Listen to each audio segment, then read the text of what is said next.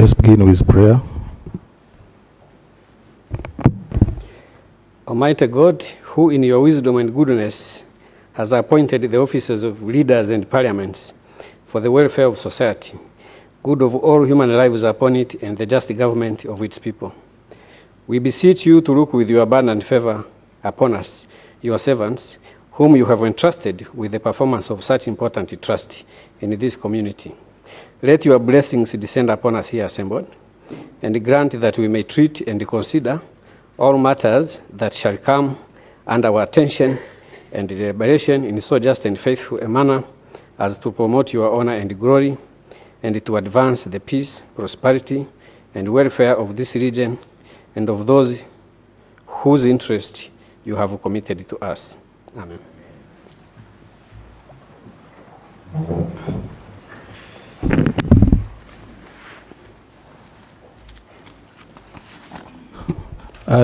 Item number 1 on the order paper, communication from the chair.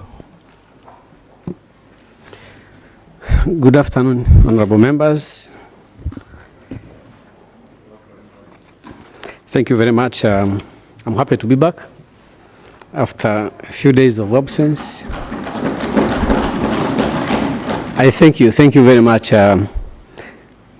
Like it has happened to you at different times, I had a personal challenge in the family that I had to attend to, and that is what necessitated my absence. I had a patient who is recovering very well, and I thank you for your support, those who reached out to me, and collectively, because I know you were in prayers for us and my family. I met Honorable Leontine, and I thanked her for standing in for me and doing it very well. You see, a progressive institution must have that kind of arrangement, where you have so many people ready to stand in and fill the gap. And when they do better, even better. So it doesn't only have to happen when we have issues. It should be a strategic arrangement to prepare our next leaders and to arrange continuity ahead of time. So I thank you, Honorable Leontine, as I told you, if you are already in the room. Yes. Also met Honorable Kahindo Tafire a few minutes ago. Honorable Minister, you are most welcome. We had a very good meeting, and I told him that the first time I saw him, I was in the first year of the university, and he was addressing a Pan-African conference. I remember that. I don't remember which conference it was, but it was Pan-African. And the president of Uganda was also there. So this house has gained one more Pan-Africanist, a very experienced a politician, a freedom fighter. So it's a big value addition to this assembly. And I said to him that his partner state has always given us experienced ministers for this particular docket. So we welcome you here, and I personally will bank on your support, just like other members will also bank on your support. Finally, I wanted to introduce one visitor that we have, and that is Dr. Timothy Njoroge, who is from the East African University, Kitengela, Nairobi, Kenya. He's been invited by Dr. Makame. So Dr. Njoroge, you are most welcome, and we are honored to have you to grace our proceedings today. It's always a pleasure to welcome prominent East Africans to this assembly. Thank you for coming. Yes, by way of announcement, I think that is it. Item number 2 on the order paper, report of the Committee on Legal Rules and Privileges on the review of the rules of procedure of the Assembly, resumption of business which was interrupted on the 26th of February 2020. Yes, I'm informed that this debate had ensued already and it was interrupted, so we are just resuming the debate. Point of order, Speaker. Honorable Guiding. Thank you, Honorable Speaker, for giving me the opportunity to rise on my order, and welcome back. We are all glad to see you. Honorable Speaker, I'm rising on Rule 16 on the page 19 of our Rules of Procedure, and I specifically refer, Honorable Speaker, to Rule 16.2, and I read, "The Speaker shall, in determining the order of business, give priority to council business." Honorable Speaker, what is council business? Of course, we all know that the business that the council brings to this house are bills to be legislated, to be considered, to be debated. Although the bill that we are presenting today is not a council bill, it's a private member bill. However, the process of actualizing the bills to its conclusion is the business of the council. With regards to that, Honorable Speaker, I respectfully beg your indulgence that we put the business of considering the East African Customs Management Act bill to be the first order of business of today. Honorable Speaker, we all know that the motto of our community is people-centered and private sector-driven. The report that we will be presenting with regards to this, Honorable Speaker, addresses those two important aspects, which is people-centered and private sector-driven. And also, Honorable Speaker, the first order or the first mandate of this assembly is legislation.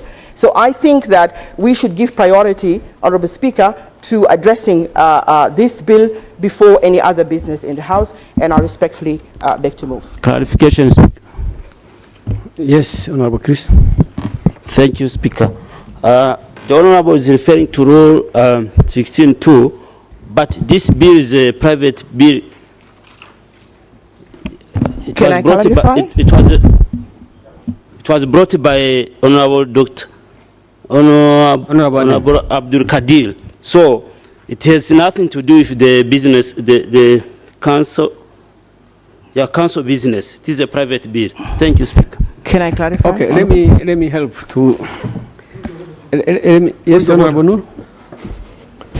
Honorable Chair, Honorable Speaker, I want to support Honorable Guy, because in other practice of Parliament, the bills take precedence of the motions, and in a real sense, whether it is private or from the council, this is legislation, and this House is here to legislate.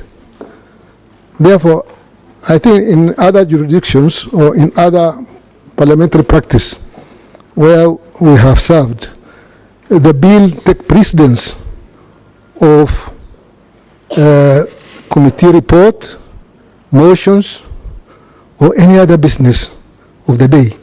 So the bills are always given priority before any other motions. Those are the practice. I don't know what the rules are in this community. You Honorable Noor. First of all, I also direct you to the same Rule 16, Sub-Rule 7. So the order paper is there to help, but it can be altered. So this discussion is quite in order. It can be altered. Two, I think I agree that this bill by a private member seeks to amend a council bill, because we also need to know the origin of the bill. So this bill is originally a council bill that is being sought to be amended by the initiative of a private member. I believe even if it was not, still it is a bill. And because in this rule we don't see anywhere where the bill is written, and it must have a place. So I agree with you that the bill should have precedence. But when I walked in, there was some consultation going on about that bill. So I needed to be briefed about it before I call it. Similarly, on the same order paper, I have seen there are two motions. these motions need to be debated during this plenary and concluded. If we don't do that, they will somehow lose the flavor they should have. So I was also considering that these motions should have priority. Also based on the fact that rules are really not something that we need to debate in a hurry. The rules will bind the assembly for a very long period to come. So you cannot debate it when you are rushing to transact the other matters. So based on that, Rule 16, Sub-Rule 7, Rule 6, Sub-Rule 7.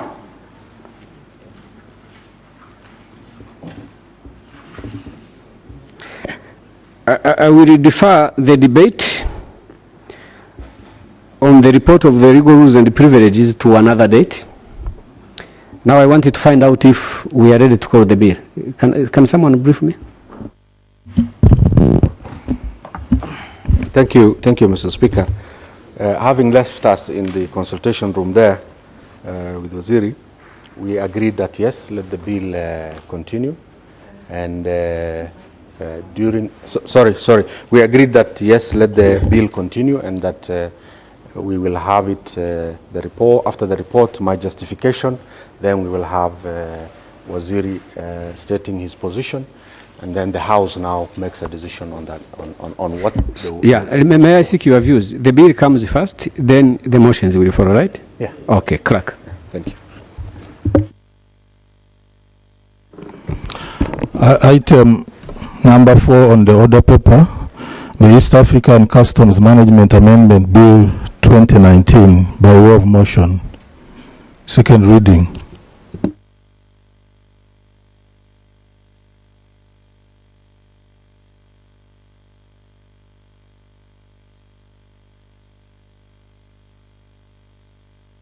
Yes, Honorable Aden Abdikadir. Honorable Speaker, I beg to move that the East African Community Customs Management Amendment Bill 2019 be read a second time. Seconder, Honorable Dr. Karinda, Honorable Guy Deng, Honorable Kasamba, Honorable Dr. Oburu, Honorable Dr. Woda, all members standing.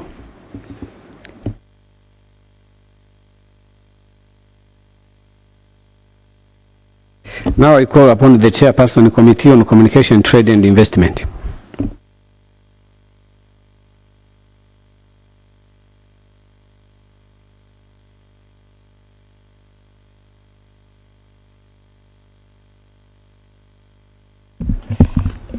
Thank you, Honourable Speaker, for ruling to have the bill done as first.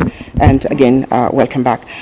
Honourable Speaker, allow me to present the report by the Committee on Trade, Investment and Communication on the Customs Management Amendment Bill.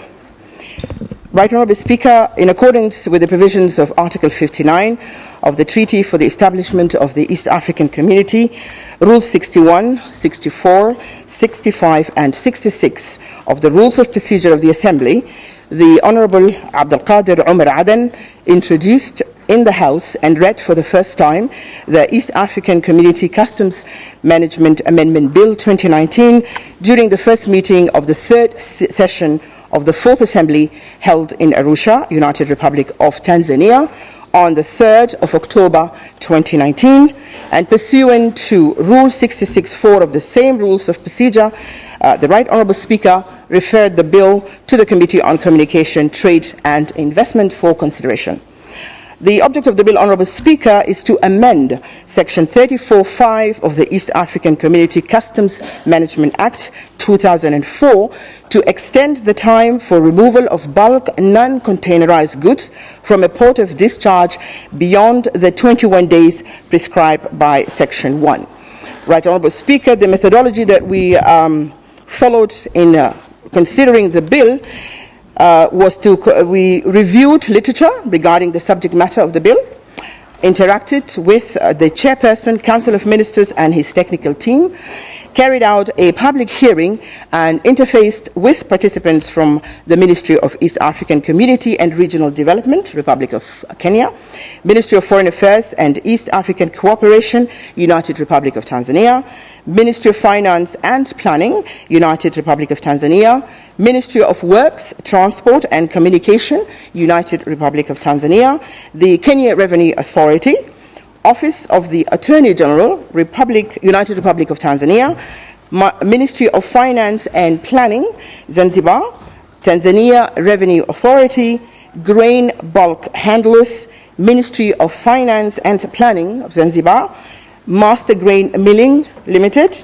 Mackenzie Maritime, Customs Agent from Kenya, National Cement Company Limited, East African Business Council, Grain Industries Limited, East African Grain Council, and Directorate of Trade and Customs, EAC Secretariat. We also communicated to and requested for the views of partner states on the bill. We received and considered memoranda on the bill from the Republic of Burundi, the Republic of Kenya, the Republic of Rwanda, the United Republic of Tanzania, and the Directorate of Customs and Trade of the East African Community Secretariat. All right, honorable speakers, here are our findings and observations. The committee made the following findings and observations.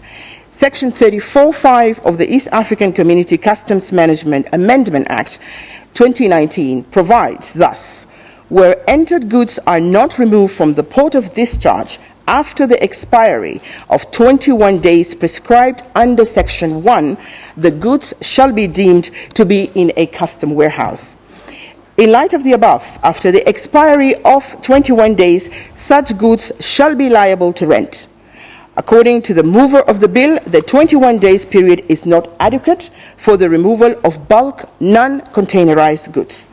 During the public hearing, the East African Grain Council informed the committee that Section 34.5 is not aligned to current realities since it was introduced when port and storage facilities belong to customs authorities and was meant to decongest the port by encouraging a quick clearance of goods from bonded warehouses by importers. However, today, private sector operators operate bonded facilities outside the ports.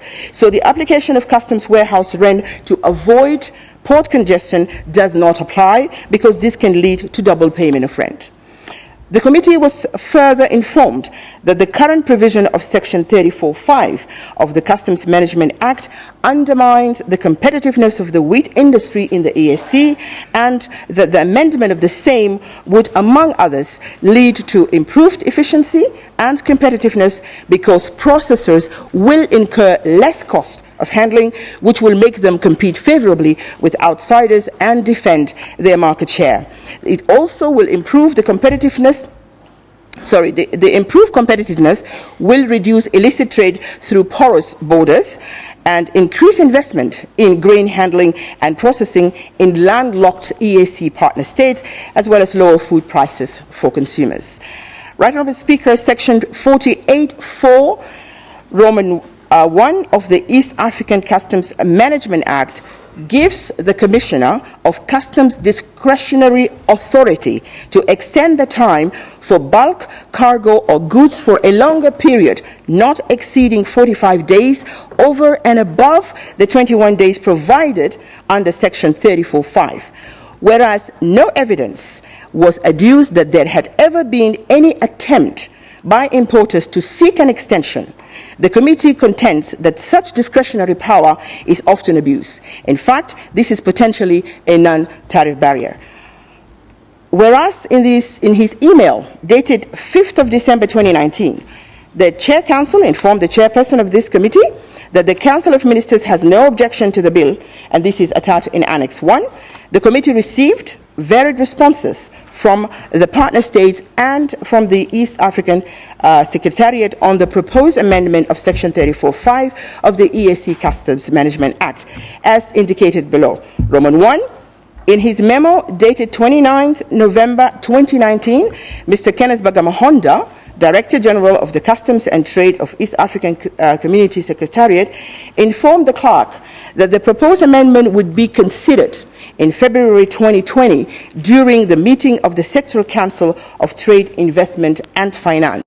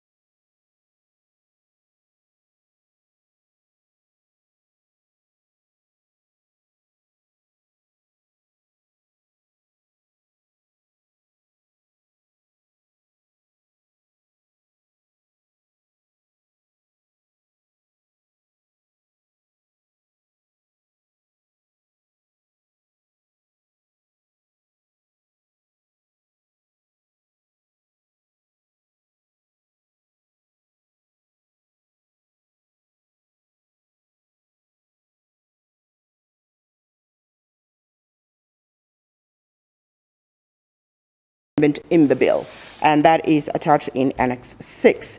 At the time of finalizing this report, the committee had not received any response from the Republics of Uganda and South Sudan, despite the reminder sent to them by the clerk, and that is in Annex 7. The East African Community Customs Management Act was enacted in 2004 and came into force in 2005. It is imperative to note that since 2005 to this day, the socio-economic landscape has significantly changed, but no deliberate efforts have been made to amend this law to address the current needs of the community. Since its enactment in 2004, the East African Customs Management Act has been amended about 10 times by the Assembly. Suffice to note that all these amendments were selectively initiated by the Council of Ministers. Despite the numerous petitions presented to the Assembly by the EAC citizens calling for the amendment of this Act and the resultant directive of the Assembly to expedite a comprehensive review of this law, no review has been done to date. It was also noted that, cognizant of the need to facilitate trade and reduce the cost of doing business in the region, the double rent that is charged should be removed. This will make the region more competitive and also lowering the prices of these commodities. According to Article 7(1)(a) of the treaty, one of the guiding principles of the East African Community integration is that it shall be people-centered and market-driven. The treaty further provides that our integration agenda shall be private sector-led. The partner states under the treaty committed themselves to create a favorable environment to facilitate trade and investment, among others. As the legislative organ of the community, the Assembly is enjoined by the same treaty to pass the relevant laws to facilitate the effective implementation of the 4 pillars of integration. Whereas the committee was informed that the 34th Council had directed the East African Community Secretariat to initiate a comprehensive review of the East African Community Customs Management Act, and that this matter will be considered during the meeting of the Sectoral Council of Trade, Investment and Finance in February 2020. At the time of finalizing this report, yesterday on the 26th of February, there was no indication the meeting would take place. It would therefore be speculative and a failure on our part as a legislative organ of the community to put on hold the consideration and passage of this bill on the basis of such a promise. The committee expresses its displeasure at the failure by the Council of Ministers to prioritize and expedite a comprehensive review of the East African Customs Management Act 2004. The significance of a favorable customs trade regime in the furtherance of the EAC integration agenda cannot be overemphasized. Honourable Speaker, here are our recommendations. The committee recommends that the Assembly adopts the report of the committee together with the schedule of amendments. pass the East African Community Customs Management Amendment Bill 2019 and urge the Council of Ministers to expedite the comprehensive amendment of the East African Community Customs Management Act 2004. All right, Honourable Speaker, I beg to submit.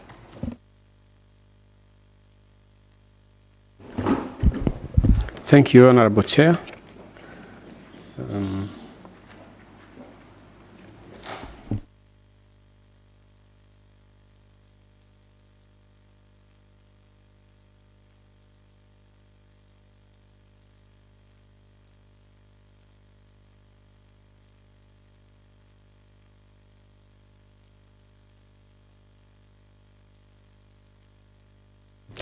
Yes, Honourable Aden, after you moved and the motion was seconded, you should have justified.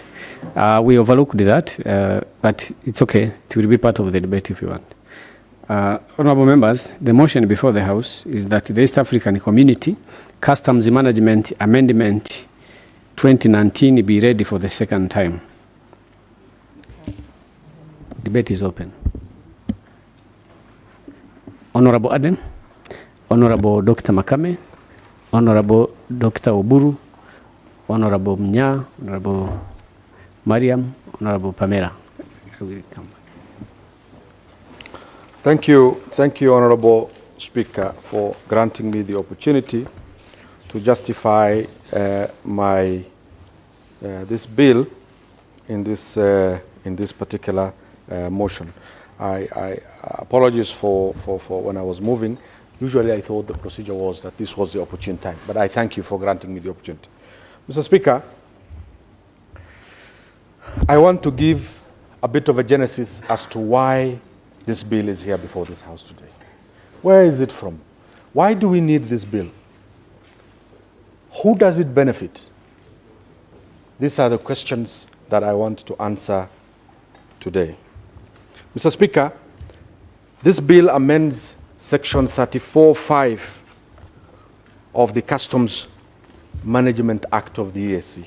The Customs Management Act of the EAC is one of the acts passed by this House, which is a very, very important bill to this community because it is a bill that facilitates the implementation of the single customs territory. It is a very, very crucial bill. Mr. Speaker, I only want to touch a very small bit of it to perfect on the working of this bill. And I would like my colleagues, the members, to listen to the justification on the basis of this bill. Let me start by asking first, where did Section 34(5) come from? Because when you look at the substantive bill here, and this bill, this is the official copy of the bill, which is from the library. This particular bill, and it is all in downloadable, and this is what I'm looking at here. This original bill, and I picked the original version because I want to bring in the genesis of Section 34(5) because it never existed in the original bill. It was introduced, Section 34(5) was introduced in 2011 as an amendment intended to decongest the ports of Mombasa and the port of Dar es Salaam. I want this very understood very clearly because it is the genesis. It is the basic. When you understand from here, you will understand what this whole bill of mine is all about. And therefore, that sets the tone that this bill of mine, contrary to very many wrong perceptions, actually is a bill that is reinforcing the decongestion of the ports. Mr. Speaker, in 2011, an amendment was brought to this House and was passed. What did it say? And I have all the copies from the library here of those amendments. This amendment said, maybe, Mr. Speaker, you will indulge me. You will indulge me. Before I read that amendment, let me read bring to the attention of members subsection Article 34(1) of the Customs Management Act, which the report the chair lady referred to. What does it read? This section reads, save for otherwise provided in the customs law, the whole of the cargo of an aircraft, a vehicle, a vessel offloaded shall be entered by the owner within 21 days after the commencement of the discharge of that particular of the discharge of the vessel vehicle on arrival, or such a period as may be allowed by the proper officer, that is the customs. Proper officer is defined as the commissioner of customs. What are these goods? Where are they for? For home consumption, for warehousing purposes, for transshipment, for transit goods, what is now called the single customs territory goods, or for export processing goods. This is that section 34, and it's very important to understand because there are numbers we are going to juggle with here. 21 days, 14 days, so which is which? 45 days. Where is this coming from? Where is that coming from? This amendment was done with the intention of decongesting the ports. Why? Because people were bringing the goods into the ports and holding them there for 21 days. So the ports became full. Therefore, a punitive measure had to be brought. They were told as follows. Whereas goods entered in accordance with subsection 1, that is the one I read now, that 34, because we are amending 34, subsection 1, are not removed from the first point of entry within 14 days from the date of entry, such a goods shall be liable to customs warehouse rent. Please note that now I'm introducing 14 days. Remember earlier I told you, these guys were told 21 days. You have 21 days. Now this is coming, a punitive measure, to tell them, remove from the port within 14 days. It brought an inconsistency. This provision allowed the commissioner to demand warehouse rent immaterial of the circumstances if goods are not removed within 14 days after the date of entry. 14 days. But hold on a second. This brought a challenge. Why? The application of the 21 days period that was provided for under subsection 34(1), it also created the challenge on the removal of bulk goods. Traders came now and said, so do we remove after 21 days or do we remove after 14 days? It warranted the second amendment to that particular law, subsection 34(5). The first one I read was the first ever creation of subsection 34(5) into the Customs Management Act. So this amendment states as follows.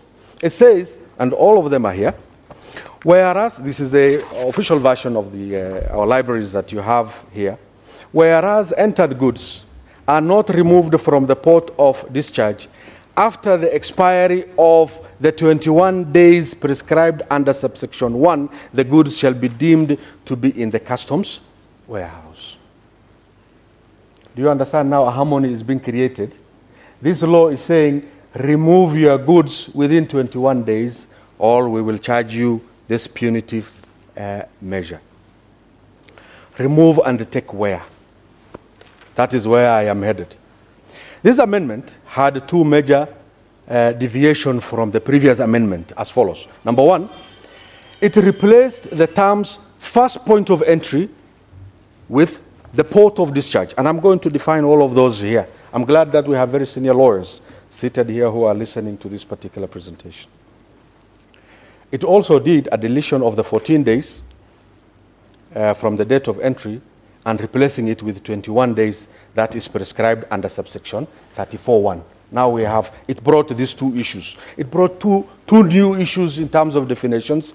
Port of discharge, from port of entry to port of discharge.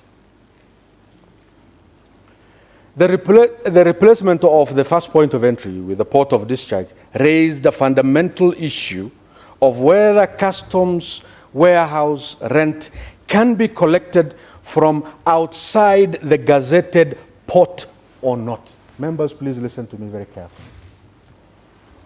And now, I refer you to definitions and also what a port is. First of all, the port of Mombasa and the port of Dar es Salaam are called community ports. And they are gazetted by council under Article 11 of the of this customs, the East African Customs Act, Management Act. It talks about three things. The council may, by notice in Gazette, appoint and fix the limits of ports, custom airports, because airports are also entry of goods, and C, place of offloading and unloading within the ports. Please mark that word. Within the ports. I want to, at this juncture, Honorable Speaker, because I'm now going to be talking about something else, want to bring about what is the mandate of council with regards to a port of entry, and what happens therein, and what happens, as my question here was posed earlier, when that particular port goods is now brought, discharged off the vessel, not put in the port, but are warehoused outside the port in custom-bound warehouses. What is a bounded warehouse? Who manages it? Who is it under? Is it a port? Let's define it by law. In terms of definition, a bounded warehouse means any warehouse or other place licensed by the commissioner of the deposit of dutiable goods on which import duty has not been paid and which have been entered to be warehoused. We are now moving away from the responsibility of the port. We are now entering the responsibility of the customs. Bounded warehouses are not, they are not part of the port, because, as I read earlier, the limit of the gazettement of council is limited to goods stored within the port. So let's distinguish from here, because I'm now going to walk away from the port. I have moved with my goods away from the port and now outside the port. They are being warehoused outside the port. What happens to them? So the replacement of that fundamental issue, as you may be aware, ports under Section 2 are defined as any place where, whether on the coastal or elsewhere, appointed by the council by notice in the Gazette. And I have read that particular section before. Subject to any limitations specified in such a notice to be port off for the purpose of customs. The power to appoint ports rests with council under Section 11, and that is not contested, is what I read now. The attention to this house now shifts to subsection 48(4) of this Customs Management Act.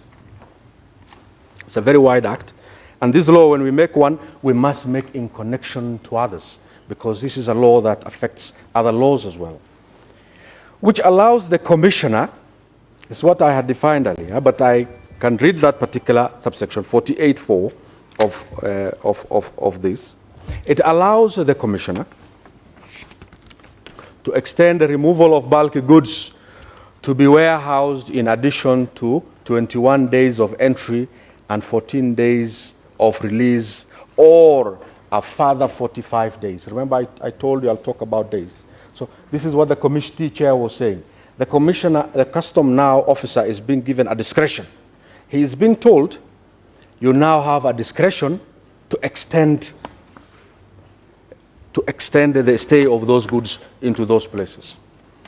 Honorable Speaker, this creates inconsistencies, as bulk goods that go for warehousing have a much more longer period than goods whose duties have been paid. And honorable members, let me take a bit of time, because now is when I'm coming to my amendment and why. When goods are brought by a trader in Uganda, and we were given here an example, we had, this is one bill, Mr. Speaker, and I must commend the committee chair, Mr. Speaker, for the elaborate work this committee has done. I have read this report and I participated every one of the meetings that this committee engaged with the stakeholders, with the council, and even within the committee itself in terms of discussing this. Enormous amount of work was put into this particular place. Mr. Speaker, without fear of contradiction, the entire half of the house here, this side, was full of stakeholders. This, from right where the council chair is sitting, all the way to the back row there, was a full stakeholders. Never in my time as a legislator did I ever see that much of interest from stakeholders coming for the enactment of a bill like this one. Why? Because it is important. And they made a presentation here to us.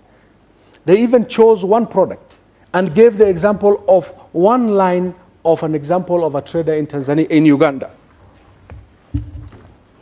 This trader brings wheat flour, 60,000 metric tons. They gave us the numbers. The committee has the details. 60,000 metric tons of wheat flour, and I will stick to that because I can choose Kelenka, I can choose many other bulky goods that we're talking about.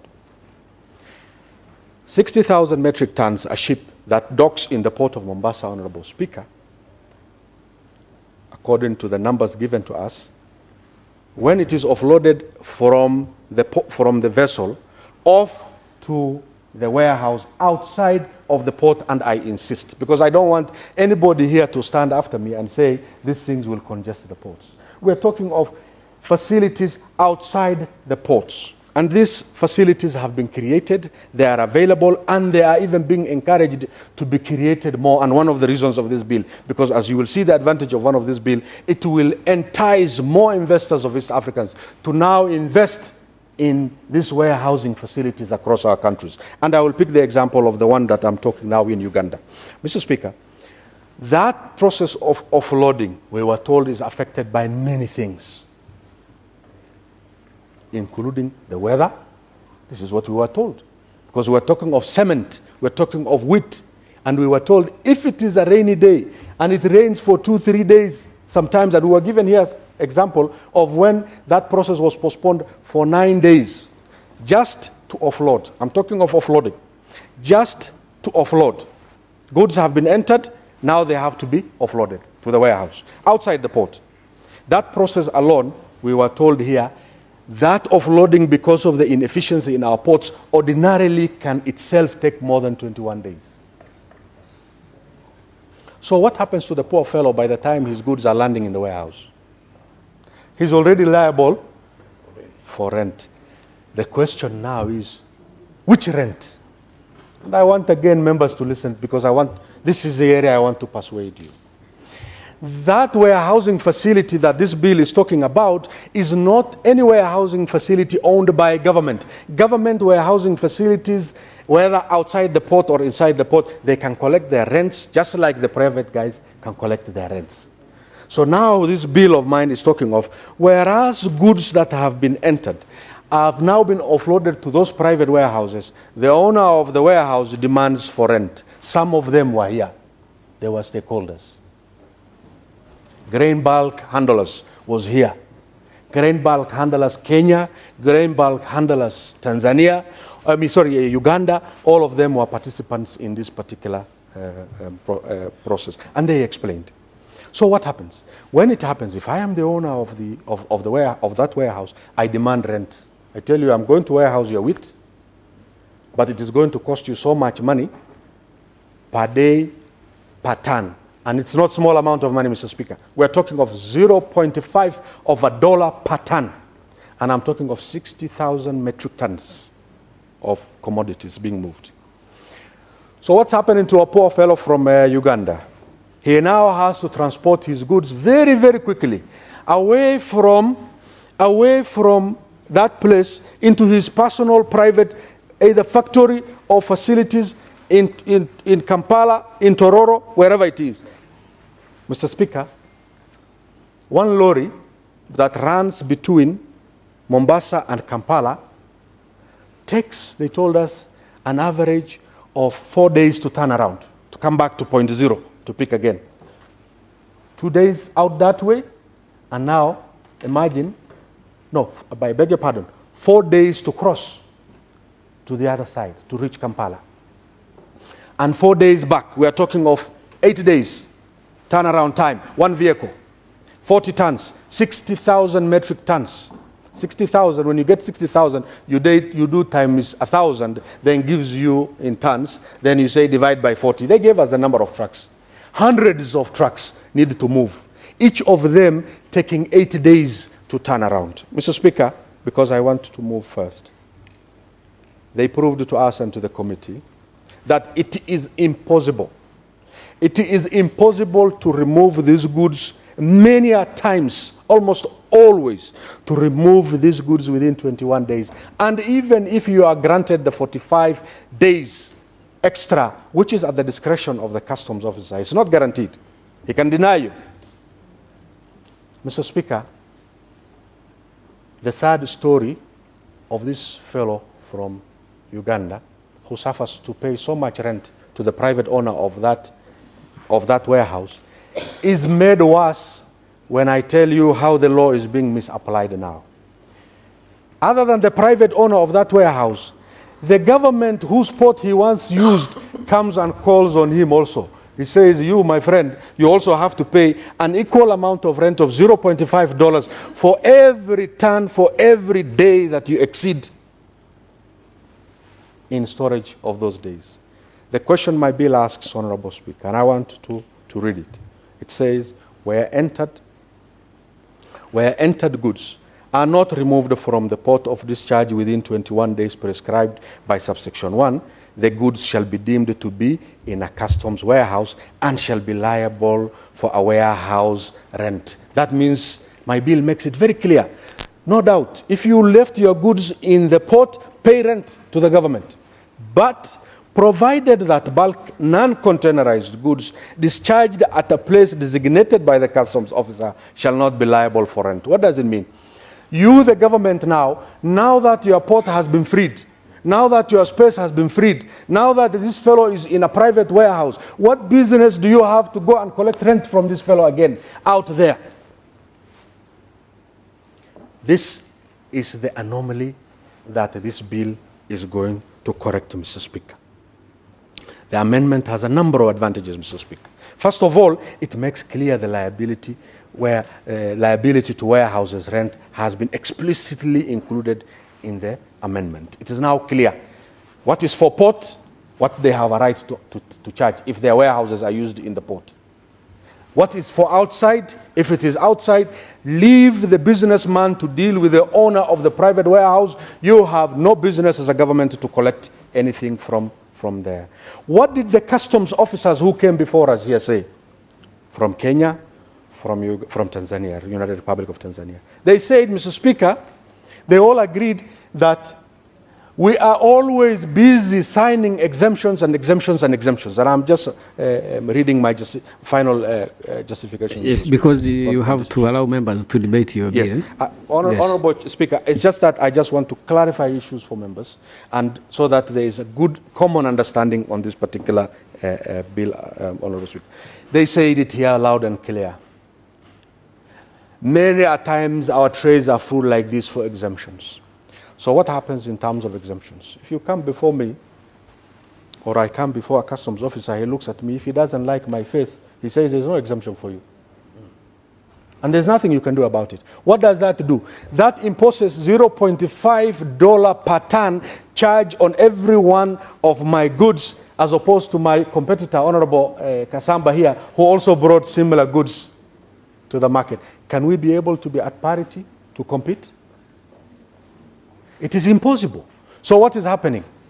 A lot of times, and I want to say this, a lot of times, because those who are businesses operating in Kenya or in Tanzania, they are Kenyans or Tanzanians, they are familiar with the customs guys, they maneuver their ways and they get their waivers signed, exemptions signed.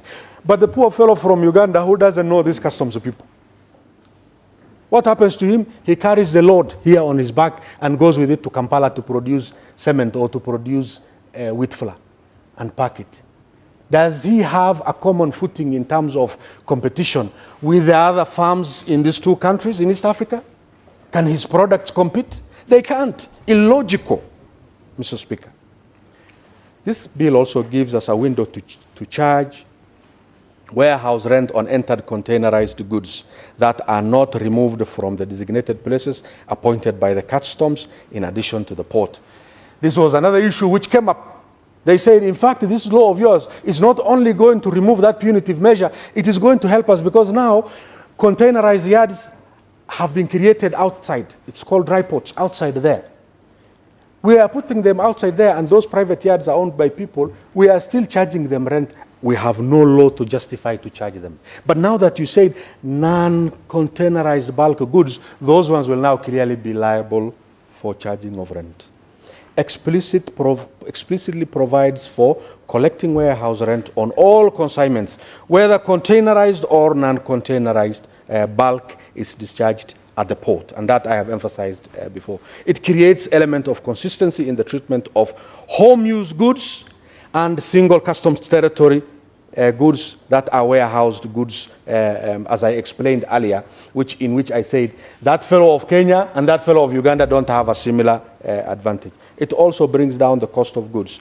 Honorable Kasamba's cement manufactured in Tororo can now be able to compete with the one that is manufactured in Athi River in Mombasa. Why? Because they are now at parity and they don't have to rely on the favor of any customs officer to grant them this. Honorable Speaker, I want to plead with the honorable members, and I want to be explicitly clear because I am an East African. I believe in East Africa. If it is a wrong that is being done contrary to the well-being, because this treaty tells us for two reasons only created why this community was created. Two reasons. It is people-centered and private sector-driven. Tell me if this bill of mine does not address the need of the people of East Africa. Tell me if the price of wheat and the price of cement is not going to go down in Uganda, in Burundi, in South Sudan. And I had taken the example of Kampala only. It is the nearest port to the port of Mombasa that I took an example of. If I tell you goods that are destined to some place in Juba or a place called Wau in South Sudan, one lorry alone to turn around can literally take 3-4 weeks for it to turn around.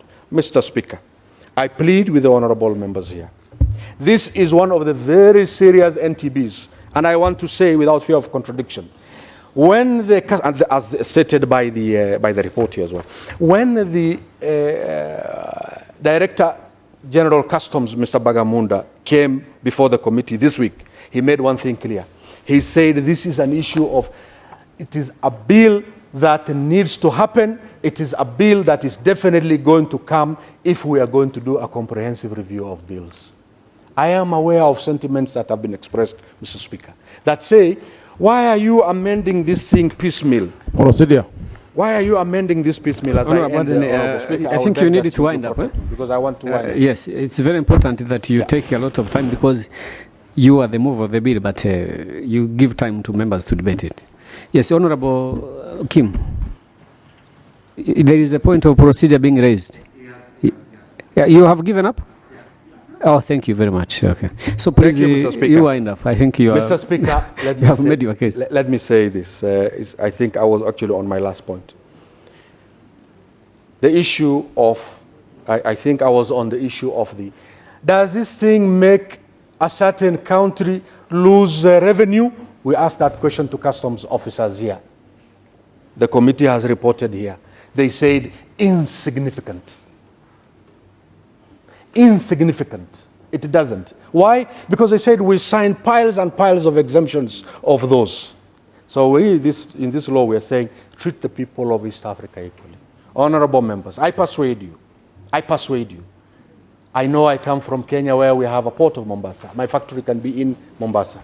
But as an East African, I want a fair treatment to the factory that is also in Uganda, in Burundi, in South Sudan, and in Rwanda. Mr. Speaker, this is an important bill. I persuade and beg the honorable members of this House, if we say we will wait for a comprehensive review, when we asked the Secretariat, this is something that they have been chasing for the last 7 years now.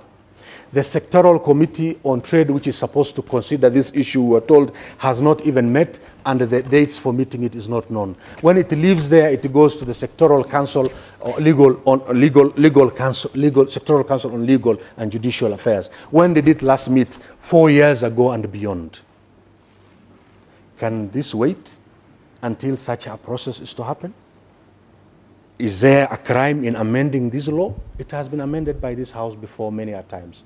I beg to persuade the honorable members that now that we have the opportunity of this bill before us, please, it is for the people of East Africa, more so for the people of the landlocked countries. I beg to support. I think Thank you very have much. Really unpacked it.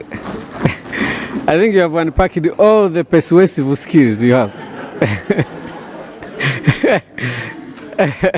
Thank you. Okay. Yes, I have a list. Honorable Dr. Makame, you are next.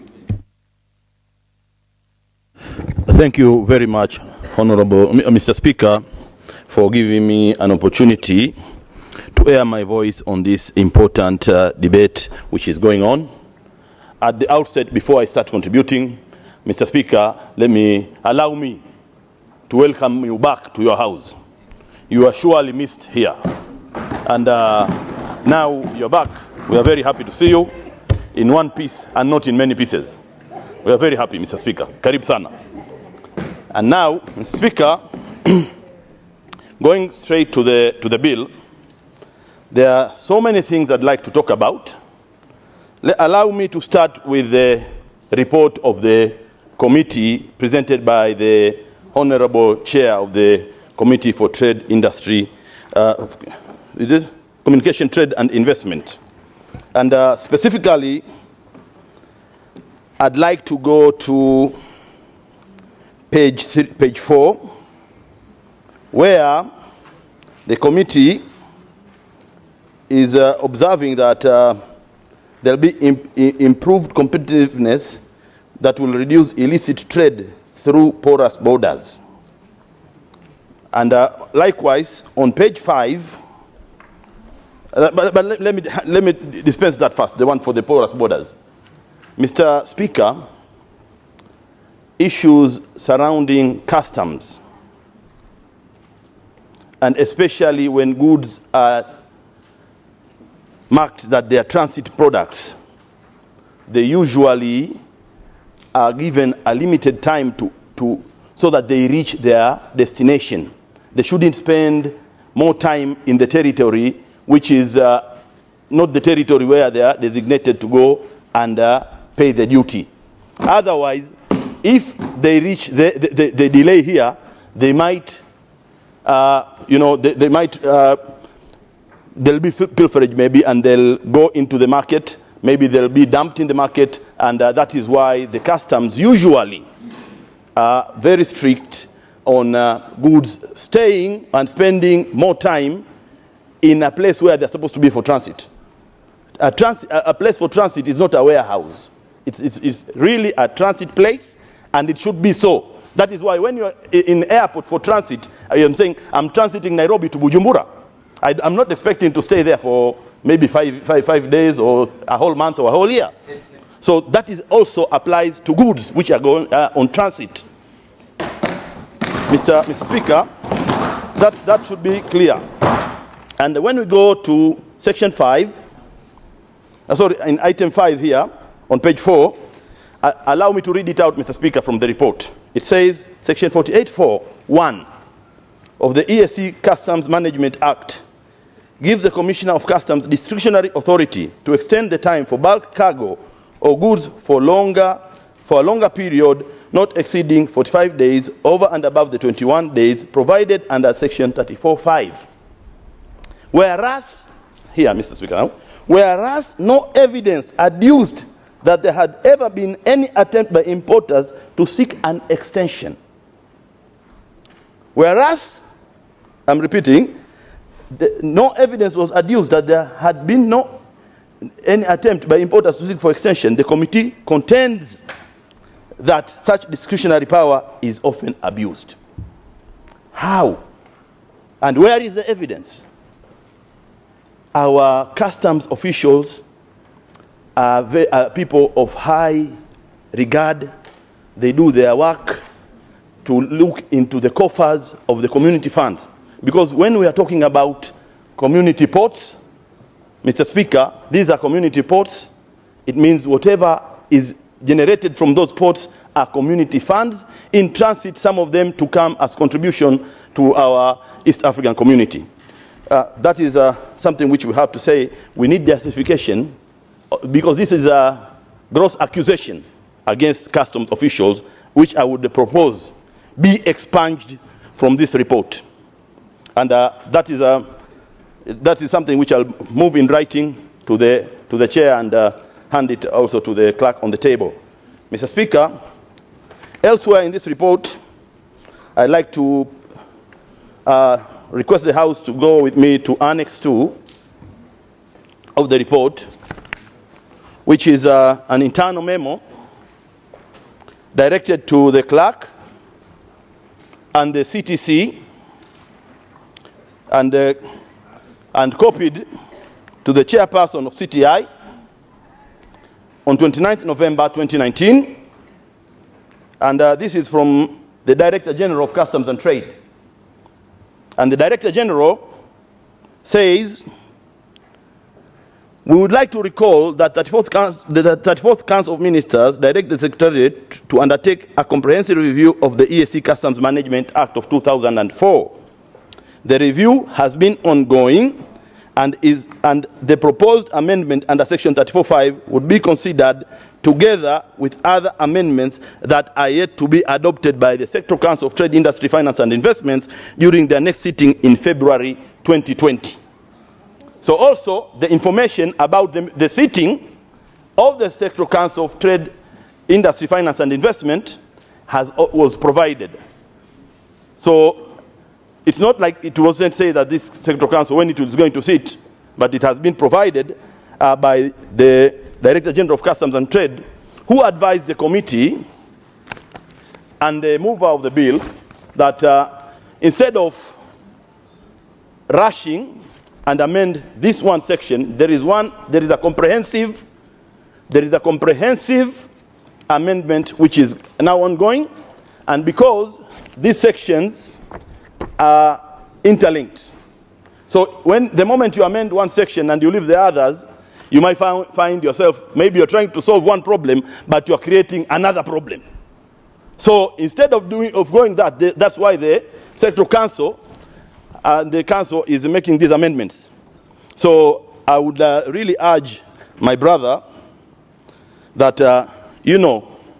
they say, if you want to go very fast, you go alone. You'll go very fast, but you might not reach where you want to go. But if you want to reach very far, go together. Because this, the council, and in the amendments which it is making, is reaching stakeholders, not calling them to come and make comments, but also reaching them to where they are. And actually, it has the resources to do so, and has been doing so, and through the offices of the Director General of Customs and Trade, and I believe the CTC is very much informed about that. Mr. Speaker, elsewhere, the bill, the amendment is talking about, provided that bulk and containerized goods. Mr. Speaker. Yeah. Clarification, Mr. Honorable Speaker. Mary, clarification. Mr. Speaker, the Honorable Makami is talking about the meeting of the customs for East Africa to decide on this issue. But we are that in February 2020. This is end of February. So when is this meeting? Is it there? Maybe could have done more research to find out when it is going to be, since it is not, we are ending February without saying it. Thank you, Mr. Speaker. Yes, Honorable Makame. Thank you very much, Madam Mary, for that observation. But I can assure you that I was in touch with CTC earlier this morning, and they told me that it has already been scheduled. So it's take place. Yeah? Yes, but it has been scheduled. It is to take place, I think, for Monday. Yes, honorable members. Honorable Makame says he had a conversation with the CTC. Yeah. The CTC is not here. Yeah. So the information he has is that it has been scheduled. Yeah. So we take it just like that. Thank you very much for the now protection, the question Mr. Speaker. of how much weight we attach on it, that's for you. Yeah. But that is the information he has. And Mr. Speaker, elsewhere in the proposed amendment of the bill, it talks about bulk non-containerized goods. Now, this one is bringing ambiguity, Mr. Speaker. You know, normally in pieces of legislation, you have the first section or the Article 1, which provides for definitions. And there is no definition in this bulk non-containerized goods. And that is an area where it brings a lot of contention. So, Mr. Speaker, I'd really urge maybe for us to have that as a bill and we move it. We have to know the definition of what is bulk non-containerized goods. Now, Mr. Speaker, when I was starting and we talked about the community ports, and actually that is, I'm borrowing that term from my brother. He talked about the community ports, and indeed they are community ports, but community ports, it means the funds generated from the port are community funds. And accordingly, if you're talking about community funds, Mr. Speaker. Honorable Makame, not necessarily. Community ports in the sense that everyone needs them, but revenues belong to someone. Yeah. But the revenues so generated, some of them are channeled to the... Yes, to the, of course. And the EAC as a community, because if you go to the community in Article 2 of the treaty, allow me to read it out, Article 2, Mr. Speaker, of the treaty, which says, by this treaty, the contracting parties establish among themselves an East African community, hereinafter referred to as the community. So it is the contracting parties. And any funds of the parties is funds of the community. And so, Mr. Speaker, I'm moving to Article 59.2, A, Roman 1. And I'm referring that to the House and my brother, which says, the Assembly shall not proceed on any bill, including an amendment to any bill, that in the opinion of the person presiding makes provision for any of the following purposes. And that Roman 1 is for imposition of any charge upon any fund of the community. Either significant or non-significant, it is a charge. Either it is a recharge or a negative charge, it is still a charge. So, Mr. Speaker, on that... Point of procedure, Honorable Speaker. Yes, Honorable Aden, point of procedure. Honorable Speaker, in parliamentary rules and regulations, it's very wrong for a member to misinform the House. Can Honorable Makame say which fund, under which act, under which law am I imposing a charge on? If not, you are talking of an ambiguity translation of the port, and the Speaker has rightfully told you. If a container comes destined to Burundi, the port charges at Dar es Salaam are collected. The revenue which is collected from there belongs to the community. You don't debate. Just I want him to clarify which fund is he talking about? I mean, what because there's no fund that is referred to. What procedural irregularity is there? Because you raised it on point of procedure. Yes. I am raising on the point of procedure, Honorable Speaker, whereby in the rules of debate, a member is not allowed to misinform the House. Yes. Now, Honorable Makame made an opinion. There is a way he is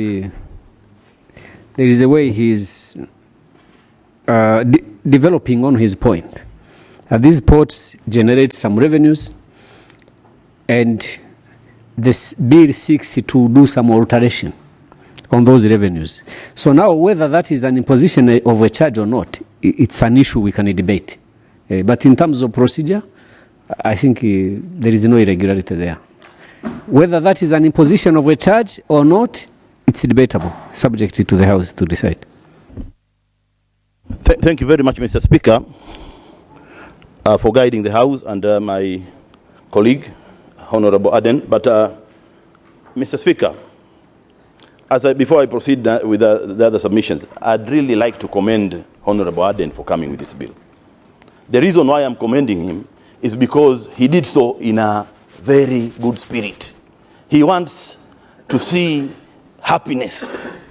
But you know, Mr. Speaker, at times, much as we want to see happiness and what, but we just have to, try to balance and accommodate each other when we're moving together. And when we're moving together, become even all happy. So, Mr. Speaker, allow me to refer the House and the Honourable mover of the bill to the East African Customs Management Act of 2004 as revised in 2019. And I'd like us to read on two terminologies. One, to read on bonded warehouse. What is bonded warehouse? According to the East African Community Customs Management Act, in the definitions, it says it means any warehouse or other place licensed by the Commissioner for deposit of dutiable goods on which import duty has not been paid, and which have been entered to be warehoused. So it means transit goods, for them to go into a bonded warehouse, it is because they haven't paid duty, and the duty is not to be paid to that country, but because that is assumed to be an extension of the port. As I will refer you again to the definition of the port in the Customs Management Act, which reads, a port means any place, whether on the coast or elsewhere appointed by the council, by notice or in the Gazette, subject to any limitation specified in such notice, to be a port for the purpose of the customs laws, and in relation to aircraft, a port means a customs airport. So, Mr. Speaker, bonded warehouse, according to the Customs Management Act, they have been designated as an extension of the port. Procedure, Honourable Speaker.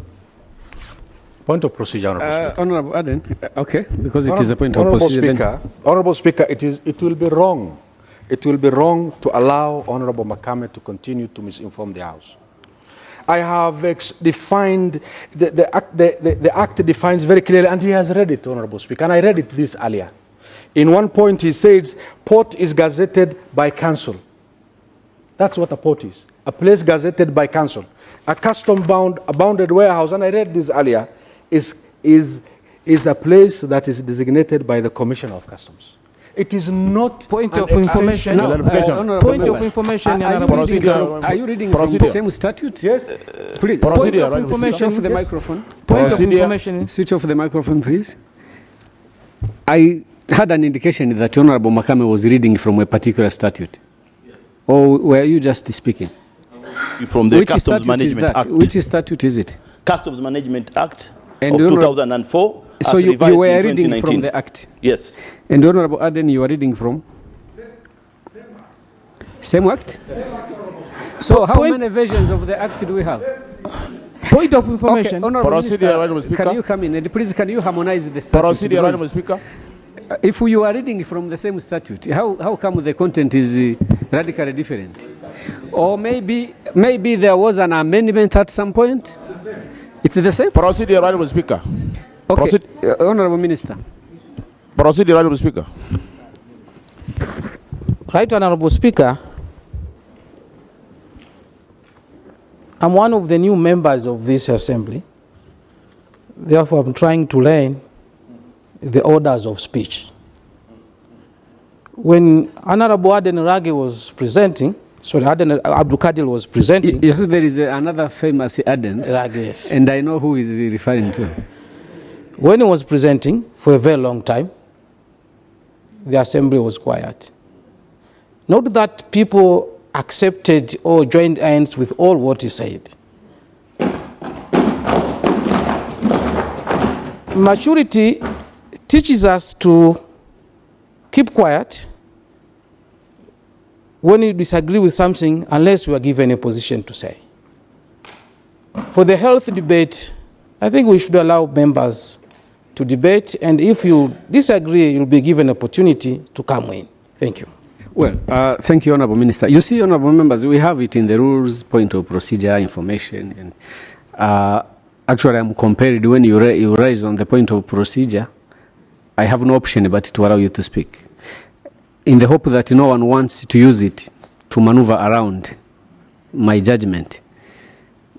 But although we have these provisions, I think the best way to proceed is to allow every member to debate with the minimum or no interruption.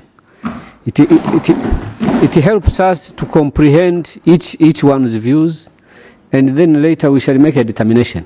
Otherwise, we can spend more time clarifying and raising points of order and what than we need to spend doing a substantive discussion. So it is procedurally okay to raise on a point of clarification or whatever, but if you can minimize that, it makes the life easier for all of us.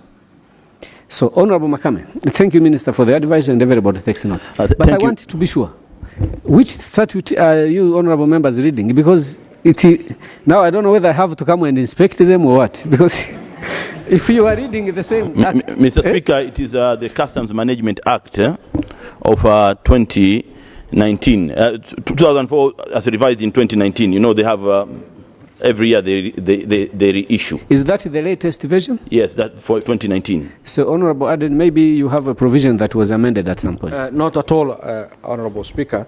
Honorable Speaker, Honorable Makame was referring to the definition of ports. And the definition he's reading is exactly word for word what is here. We have read the same words, the Hansard will prove.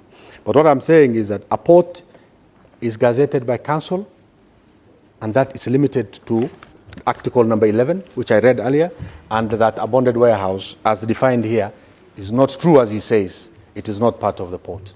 Thank you, Mr. Speaker. Clarification, Mr. Speaker. Yes, Honorable Fans. Honorable Speaker, for the health debate, like a minister from Tanzania said, I advise my brother Aden, since he is a mover of this motion, of this amendment, I advise him to take all the note that he's comfortable with, so that at the end of the day, he will come and summarize it, so that we can have ample time to discuss and to know whether we accept or not to accept at this stage. Thank you. Thank you, Honorable Fans. Basically, this report belongs to the committee, so it is actually the committee chair that will summarize it. But the suggestion is good, and it works for us. I take the suggestion, and Honorable Aden, please, I will give you another time to try and recap ahead of the council, the committee chair. So in the meantime, just try to stomach whatever you think is not properly put. If that is the right expression. Honorable Makame, can you wind up? Yes, Honorable Fatuma. Honorable Fatuma Ibrahim. Thank you, Honorable Speaker. Honorable Speaker, since we have two acts being referred to by Honorable Makame and Honorable Kadir, can we have copies of those acts as amended in 2019 and the other one, so that we have an informed position, because one is referring to something else, another one is referring to something else. Okay, well, let me tell you, when you are reading from the law, that is a serious reference, and it can inform the decision of members when the time comes to make a decision. So please find a way. Maybe making copies may be a bit cumbersome, but find a way to make sure the content doesn't cause unnecessary confusion. Honorable Aden, you said you are reading the same thing. So if I allow him to read again, you will confirm. Yes, please. Can you quote again the act as you did before, without commentaries? Then you proceed. Procedure, Speaker. Honorable Musamari. Yes. Thank you, Honorable Speaker. I am a neighbor to Honorable Makame, and he has been quoting the law. Of course, he has informed me here informally that he's reading from the software. But the software, I'm not seeing it whether on a tablet, whether it is on what. So since we need authentic information, I think it could be procedurally right, Honorable Speaker, for the Honorable to have the law here to quote it. If it is a soft copy, let it be there. Otherwise, it can cause a lot of confusion, right, Honorable Speaker. So, Honorable Musamali, you are raising the point of authenticity. So let him read from whichever source. Fortunately, we have someone with the real act. So if you confirm, well and good. If we contest the content, then we shall go for the real text. Okay, Honorable Makame, because you are the first who quoted the first. Thank you very much, Mr. Speaker. Mr. Speaker, just read the provisions as you read them. I was reading from the East African Customs Management Act of 2004 as amended in 2019. And I went to the section for definitions, and I read out two terminologies. One being the bonded warehouse. And bonded warehouse, it says it means any warehouse or other place licensed by the commissioner for deposit of dutiable goods on which import duty has not been paid and which have been entered to be warehoused. You confirm that, Honorable Aden? Yeah. Yes, then another quotation you did. And another one is a port, which says means any place, whether on the coast or elsewhere, appointed by the council by notice in the Gazette, subject to any limitations specified in such notice, to be a part for the purpose of customs laws and in relation to aircraft. A port means a customs airport. And you confirm that content? Okay. So I don't know where the confusion came from. Now you wind up your debate, please. Thank you very much, Mr. Speaker. Now, Mr. Speaker, when I referred to Article 2 and Article 59 of the treaty, it also came to me that, you know, the Committee for Trade, Communication, Trade and Investment benefited a great deal of information, and we entrusted it to, you know, go and scrutinize this bill, but it benefited a great deal of information from crucial stakeholders, including information from the person who is in charge of implementing the customs law of the community, who is the Director General of Customs and Trade. Mr. Speaker, very rarely has your House been using Article 54 of the treaty. Normally, the practice has always been when we receive a dignitary like a head of state who comes to make an address to this House, and then the head of state comes and makes an address. But I believe members of this House collectively would benefit to know whether what is the feeling and the technical feeling. As I was trying to say, these sections are interrelated, and amending one might be counterproductive and affect another section, and that is why there is a comprehensive review. So I would suggest and plead with you, Mr. Speaker, because it is at your discretion, whether you could allow us to utilize Article 54 and just allocate 10 minutes to the Director General of Customs and Trade to come and just state what he views about Article 54 of Article 54 of the treaty. It talks about invitation. Yes, of proceed. To assist the assembly, but that is the Speaker to decide. Not it's not me. I'm just making a proposal, and it's a proposal from a member. I'm referring to the statute, which is the mother law of the community. I'm not making anything which is illegal or which is not. It is ultra vires, it is intra vires, and it is with good faith, Mr. Speaker, so that members of this House get more information and benefit from that. I beg to move, Mr. Speaker. Thank you. Thank you so much. Clarification, Mr. Speaker. Yes, the next on the list was Dr. Oburu.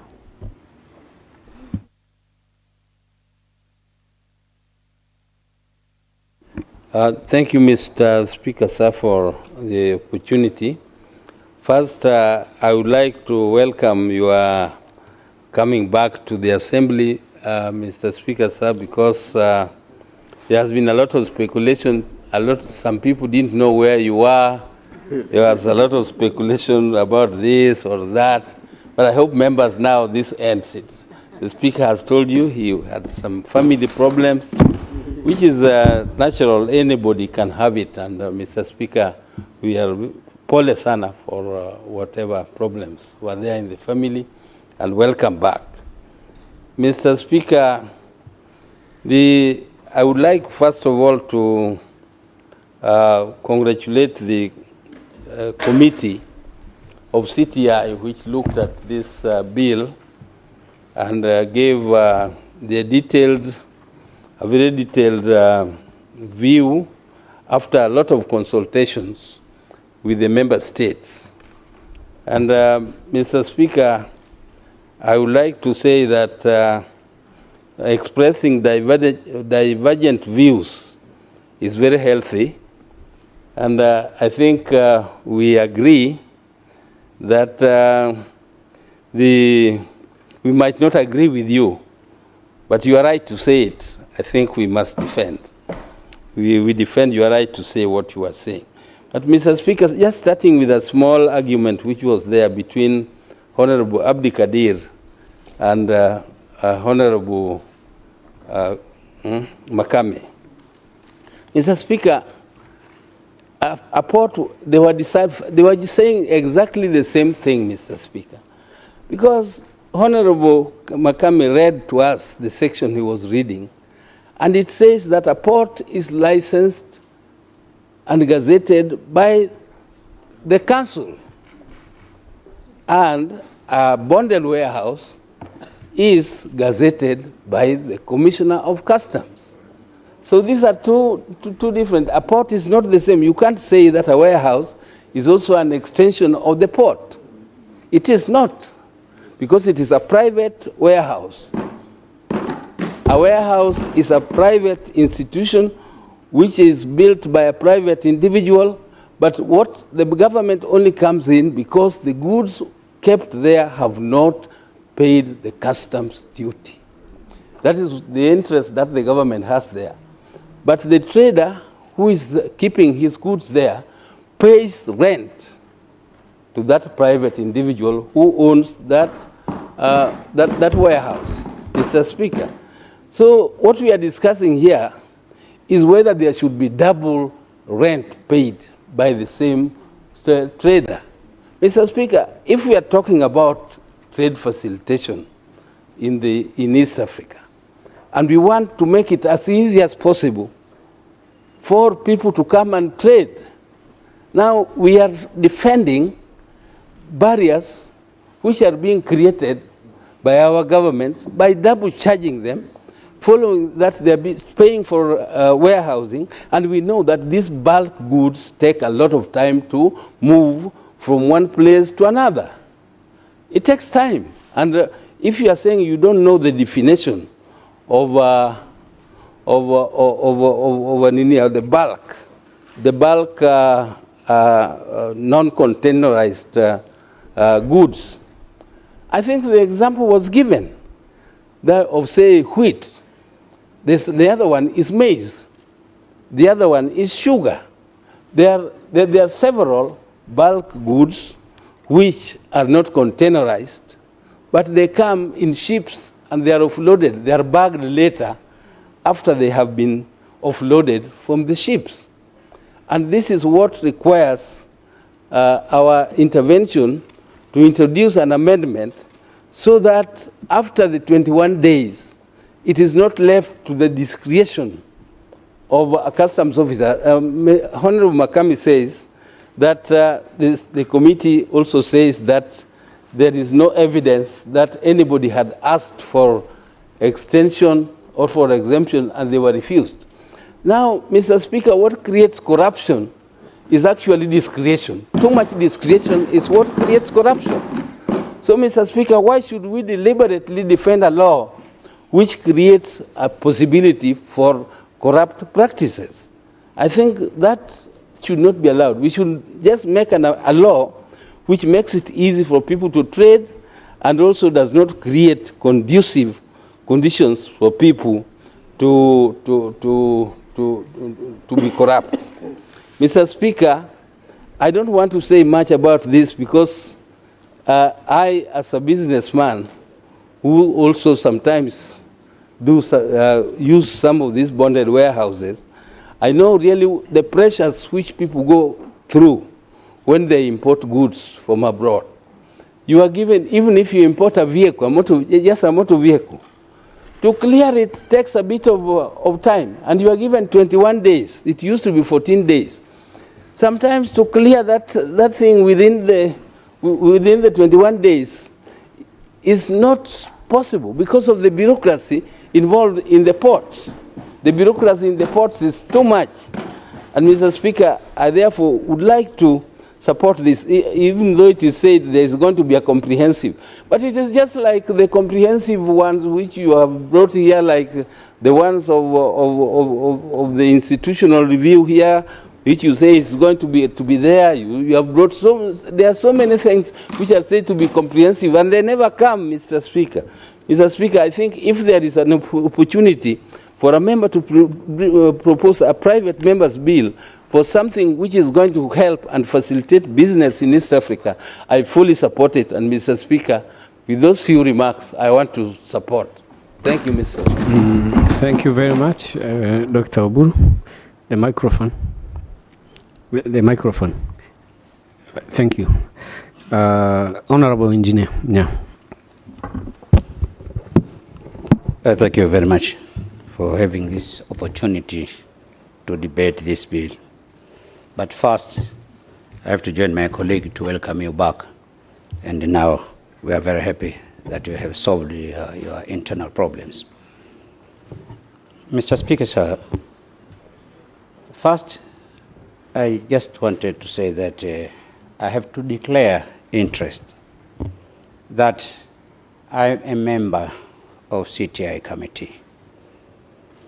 And being a member, it is not that I agree with everything which has been written in this report. Partially, there are some other things I agree, but some other things I have a problem with them. And that's why I didn't sign this report. Mr. Speaker, you have to know, and your whole House should know, that this custom union is one of the pillars of the integration. You cannot only touch without consultation and without listening the Council of Ministers and without listening the directives of the Director General of the Custom and Trade of this EAC.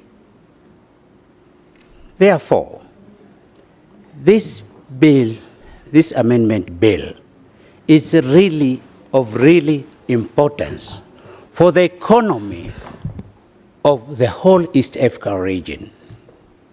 And when he was trying to justify the mover, Abdul Qadir, he confessed here that Port of Mombasa and Port of Dar es Salaam are community ports. Once they are community ports, they have interest with the whole partner states. And if there is interest of all partner states, the treaty stipulates clearly in Article 59 that the imposition, Article 59(2)(1), the imposition of any charge upon any fund of the community, you cannot take that bill, is clearly defined in Article 59. We must be clear of that, and we have no way to go around without consulting this. Mr. Speaker, the committee was informed by the council director. I mean, the statement of Director General of Custom and Trade of this EAC, he informed the committee that the council director, the secretariat, directed the secretariat to undertake the comprehensive review of the EAC Custom Management Act. The review has been going on and actually has been completed, for your information. The only portion remained through the normal process of legal issues. But it's almost ready. And that can be confirmed if you use that Article 54 to call upon the DG to come here and elaborate to the members of the custom and trade of here. Now, Honorable Speaker, can you protect me that the mover is feeding me some words now? No one has and I don't interrupted. want to be fed some words. Actually, Honorable Mnya, only your microphone is on. Don't pay attention to whatever anybody says quietly. There is only one microphone. So, thank you, Mr. Speaker. Mr. Speaker, sir, what I said, that comprehensive review is almost ready. And there are authorities who can confirm that. What is left, the legality issue, the process of legality. Order, Honorable Speaker. Honorable Msamari. Thank you, Honorable Speaker. And I'm raising the matter of order to find out whether the Honorable Member is in order to proceed the way he's proceeding, because he's a member of the Committee on CTI, and if he has different views in as far as the committee is concerned, he was supposed to present a minority report. That's according to Article 90 of the Rules of Procedure. Of the Rules of Procedure, Rule 90 of the Rules of Procedure. He's allowed to present a minority report. And I think, given the fact that our rules allow us, members of committees, to debate, is ideally to supplement. But if you have a serious divergent matter, you have to present a minority report. Therefore, Honorable Speaker, is the member in order to proceed the way he's proceeding? Thank you.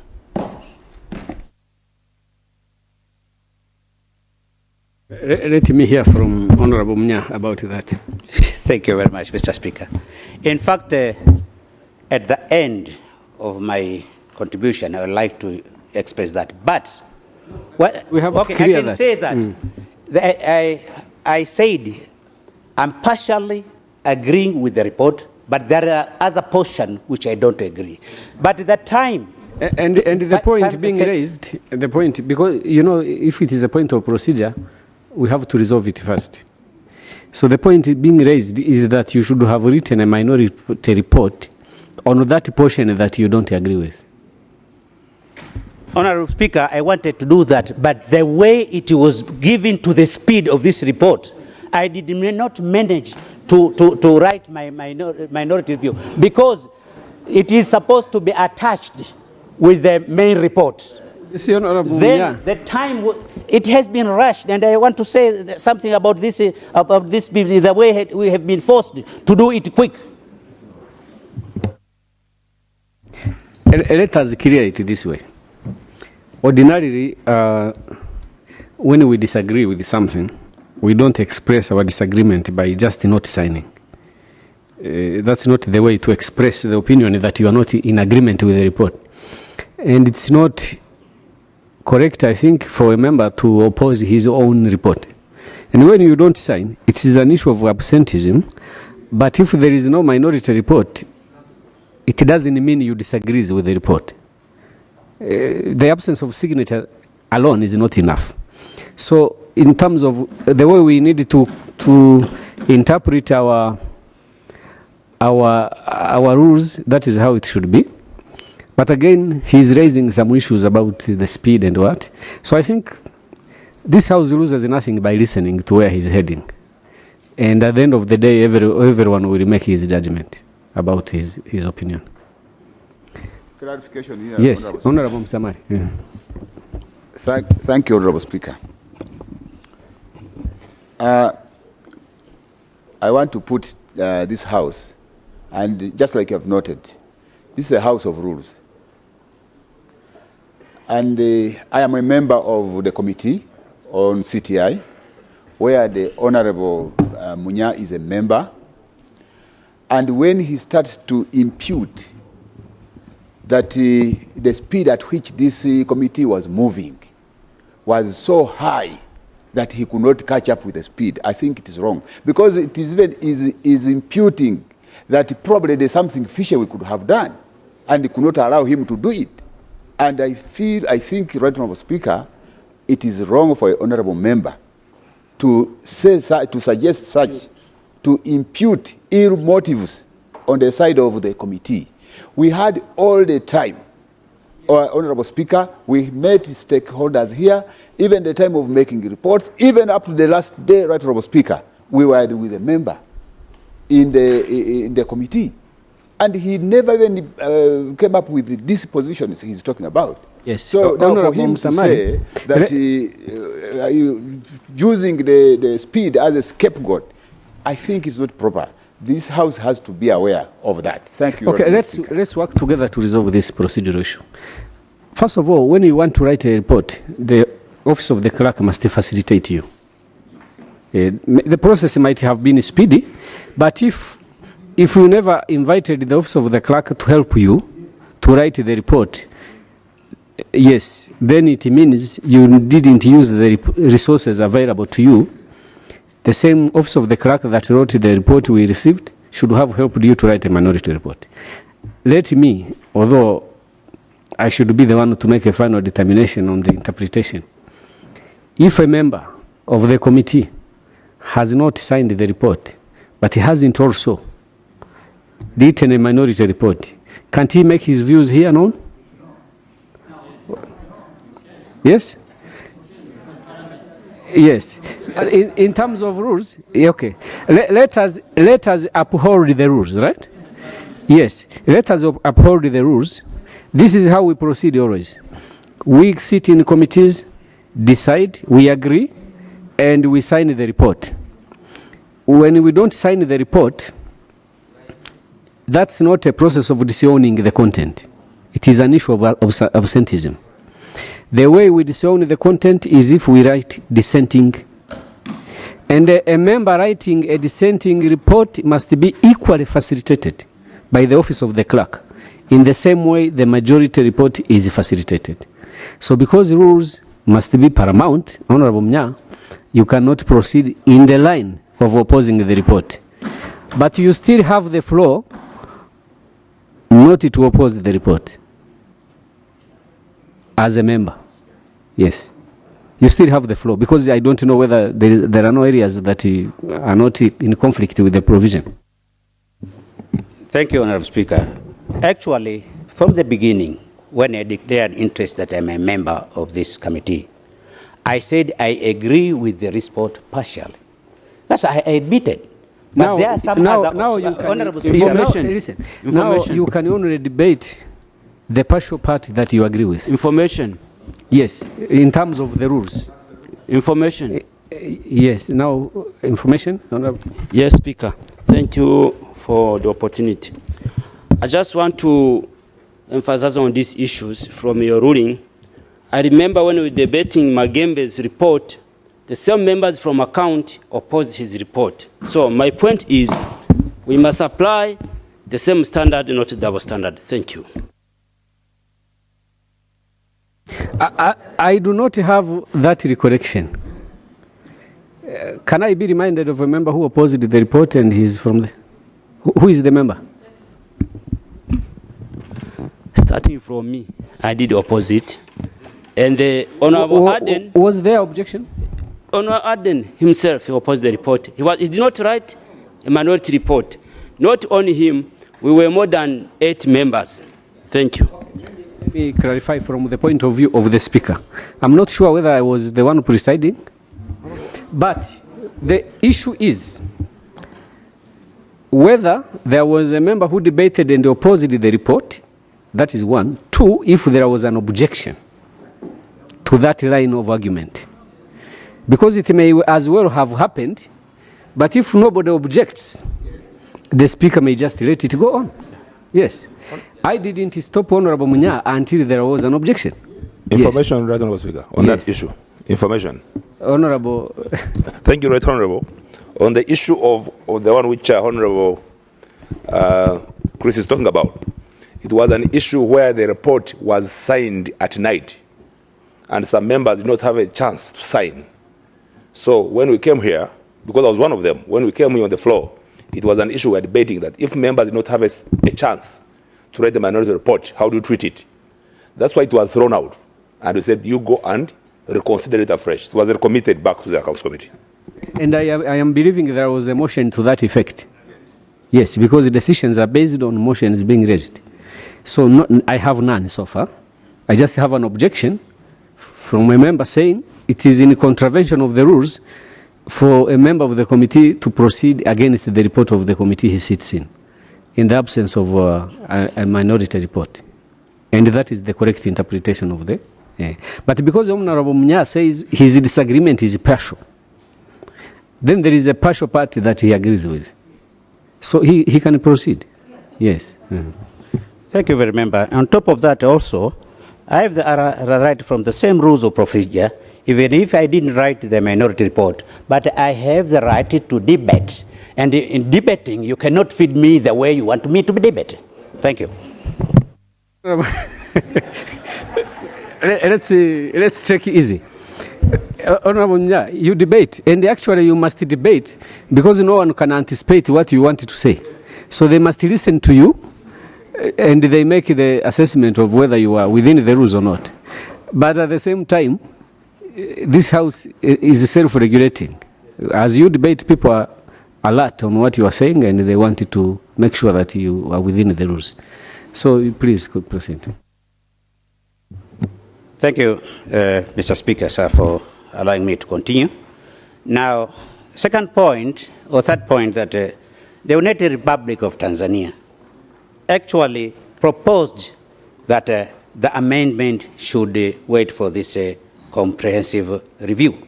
And this is well stipulated in Annex 4 of the report. Mr. Speaker, the Republic of Kenya proposed that the amendment should increase days from 21 to 40 days. The committee is silent on this recommendation. This is in Annex 6. Mr. Speaker, on page 4 of the report of the committee, item 5, that there was no evidence, is mentioned specifically, there was no evidence adduced that the commissioners of custom refused to grant extension of time. However, the committee has concluded that the power often abused. How the committee reached to this conclusion? Mr. Speaker, actually, let me inform you that there was a presentation from the officers of TRA during that stakeholders meeting. And the report or the presentation from United Republic of Tanzania stipulated a lot of things. Allow me to quote some. For instance, the definition which has been having contradiction here. It was said that a port is a place of clearance and point of entry or exit of goods.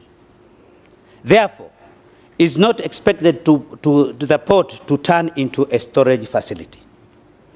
And for the purpose of efficiency in goods clearance, minimal time should be used in the process for effective operation of the port. In that regard, the current days for removal of goods from port of discharge provided under the Act should either be maintained or reduced to promote efficiency and ease environment of doing business. Mr. Speaker, sir, because of the importance of the stakeholders meeting report from TRA Tanzania, I beg to lay on the table this report or this, which was also showed here, I would beg to lay for the reference of your August House.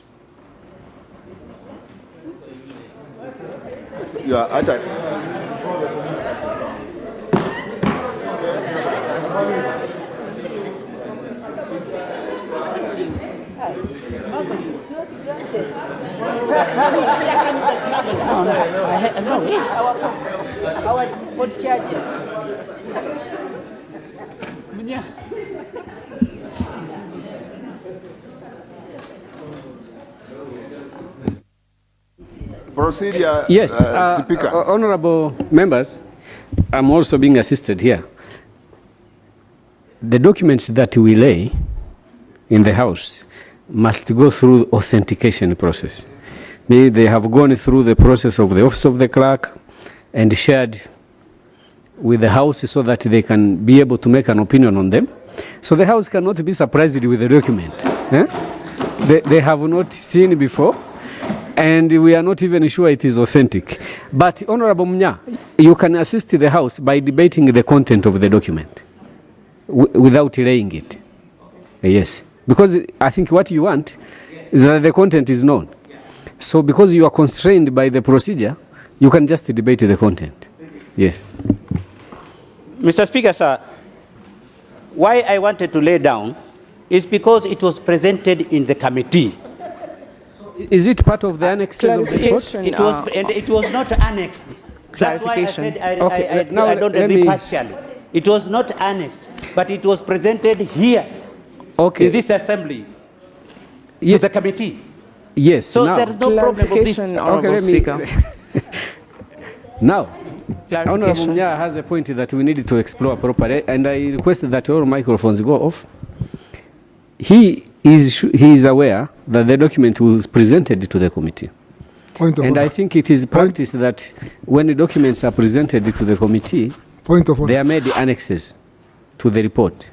So his argument is that it is not part of the annexes. I just wanted to clear that with the chair. Point of order. Point of order, Chair. Point of order? Chair. Thank you, Honorable Speaker.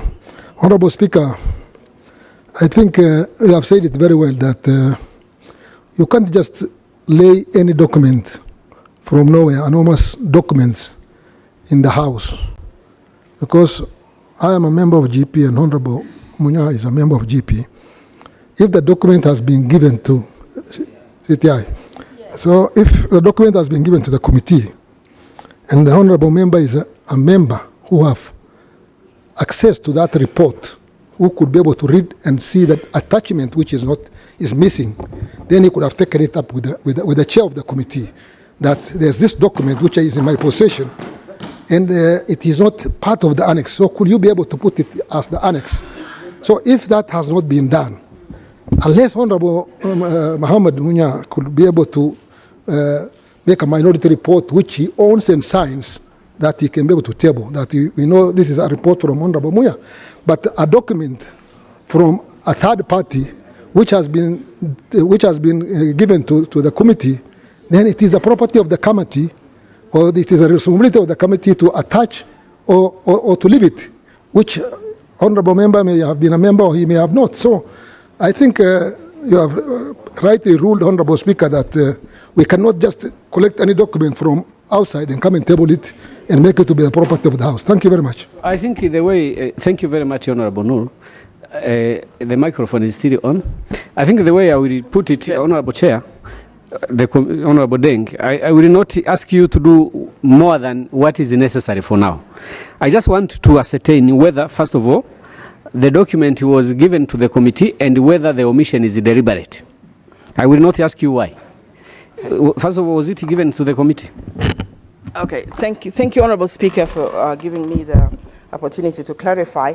I'm a little bit at a loss because I am actually, with all the kerfuffle, I haven't even heard exactly which document is Honorable Munya referring to.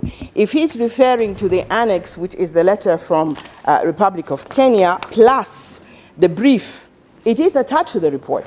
Unless he's reading something else, That's why I'm saying I'm a bit at a loss as to what exactly is he referring to. If he's referring to the letter from the Republic of Kenya, which also has attached to it a brief of the amendment, which we refer to in the report, it is attached. So I'm not really sure which document and I also don't want to take too much time, yes, Honorable Speaker, but while I'm on the issue, if any member is alleging, whether he's from the committee or otherwise, that there are sections of this bill that has impact on other provisions, either they can refer to it specifically and tell us what the impact is, otherwise that's speculation. Because you will come back later to respond to the debate, maybe it's not yet time to address those other issues. Okay, yes. we'll talk, and that's why... let me suggest the way forward. Continue with your debate, reserve the part about the document, ascertain with the chair after your debate whether this is actually the document that was presented to the House, to the committee, and then the chair will tell us when she comes back to respond why it was omitted or whether it is included or whether it was not produced at all. Yeah. Procedure, Chair, Speaker. I think we have to make progress, Honorable Msamai. Right, Honorable Speaker, we are not going to make substantive progress if we are also to proceed the way we are proceeding. Right, Honorable Speaker, the member on the floor is a member of the Committee of CTI. Procedurally, all these matters he's raising, he would have, what is his role now in the committee? He would have provided these materials in the committee, and any omissions, he would also have suggested or brought these matters in the committee. Yeah. And if he could not bring them, this would have been his raw materials for his minority report. Procedurally, right, Honorable Speaker, it is just because we don't have this rule in our rules of procedure. Otherwise, we are going to move that this member no longer be heard.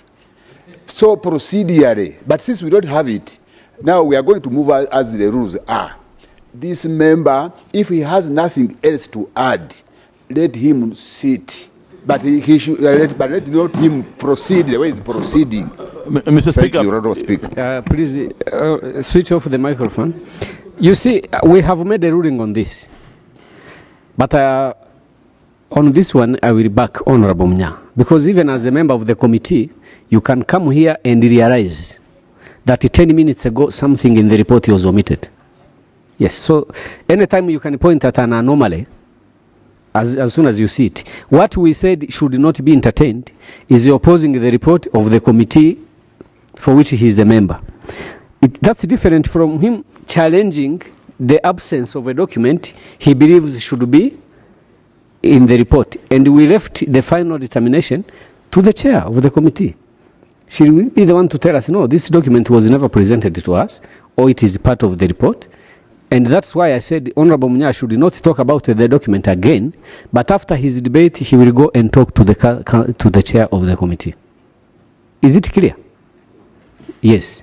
So nothing about the document you have. Mr. Speaker, sir. Yes. I have just given the document to the chair and in order to remind her that it was presented here. Yes, she will tell us later. What the content is, what is inside, is not captured in our report. That was my intention. You see, there are two things she will tell us. That either it was presented and it is part of the report, or it was presented and the members decided not to include it. Yes, it's all about the committee and how they decided to proceed. And I put it to her that she will have to explain that. So is there any other thing you want to say apart from the document? Yes. Okay. Which doesn't oppose the report? Yes. No. Mr. Speaker, sir, what I'm saying that, apart from that, I'm saying that this bill is premature for the Assembly to pass it, really. And before, let me tell you something, Mr. Speaker, sir. You know, lobbying. Honorable Mnya, when a ruling has been made, really you need to comply with it. Because the alternative would be for me to allow you to continue, and at the end I say remove everything from the Hansard. and you have wasted your time for no reason. So please, if whatever you had prepared is in opposition to the report, the rules have constrained you. You can just share with any other member that he will take the floor to express those views. There are so many ways you can go around it. But you can't debate against the report of a committee you sit in. It will be against our rules. No more? Mr. Speaker, sir, the last thing which I wanted to say, that lobbying in some other countries is legal. Lobbying in some other countries is legal. In some other countries not legal. For instance, in America, the senators can be lobbied, but there are procedures of lobbying the members. If you are going to the Senate and lobby the members, you cannot take that member to the restaurant. So what I mean to say, that in the Code of Conduct 6D, it stipulates clearly that a member who has a personal interest in the proceeding in the Assembly or Committee of the Assembly shall declare his or her interest and shall not take part of or try to influence the proceeding related to that matter.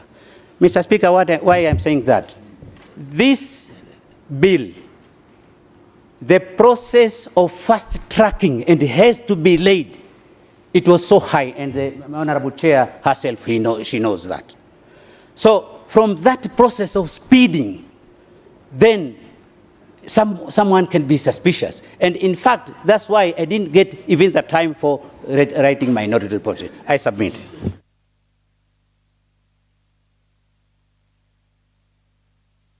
Okay, yes. Honorable Mnya. Yes. Okay, please resume your seat, Mheshimiwa. Wait. Yeah, please, because you don't know what I'm about to say. Yes, Honorable Mnya, the relevant departments of this House have not been found at fault for not facilitating you the way they should. If we had the Office of the Clerk say we didn't have time to help him to write a minority report and the process was being rushed, that would be a big problem. Because you cannot rush the majority report and you leave behind the minority report. But that is if you have expressed the intention to be assisted, because that is their obligation. So you haven't told us you attempted to do that. 2, it is wrong to impugn any misconduct, any suspicion on the part of any member unless you are ready to provide evidence.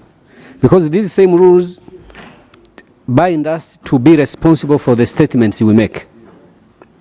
Because otherwise we shall put our own house in disrepute. Rushing the process, doing things faster, are not in themselves an indication that something wrong has happened. So please let us debate, let us disagree, let us agree substantively. Substantively. Nobody is compelled to pick another person's opinion. This is a serious matter. So we are free to disagree substantively, and there is enough time for everyone to speak. But if we start pointing fingers at one another, it will not be good for us as a House. So the reference to any suspicion is expunged from the record because it is not supported by evidence. I had a list, I haven't exhausted it. I will make sure that everyone speaks, right? But let me exhaust the list I had appointed before. Honorable Pamela, then Honorable Mariam.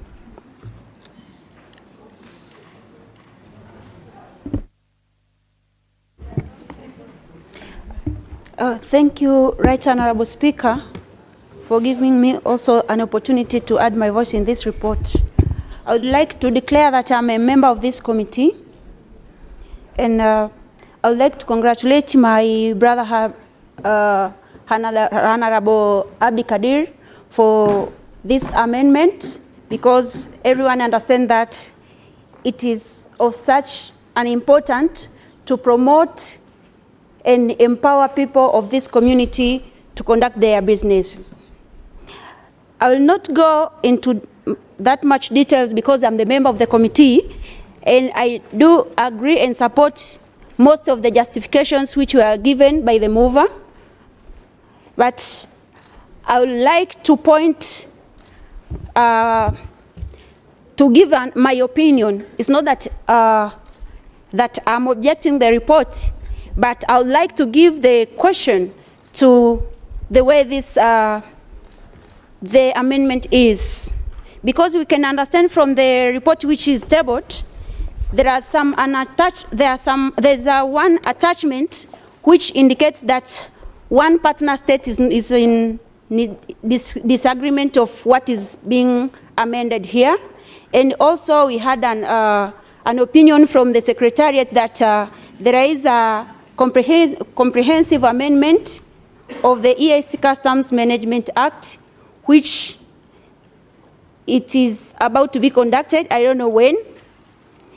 This brings me to a question that, because we know this community is built in the essence of consensus, it brings me worries that, yeah, it's true that the House can pass this amendment, the proposed amendment, but if one partner state is not supporting what is being proposed, it brings me worries, because members of the council has 6 ministers, and if one minister is presenting what is being attached here, that means this House at the end of the day...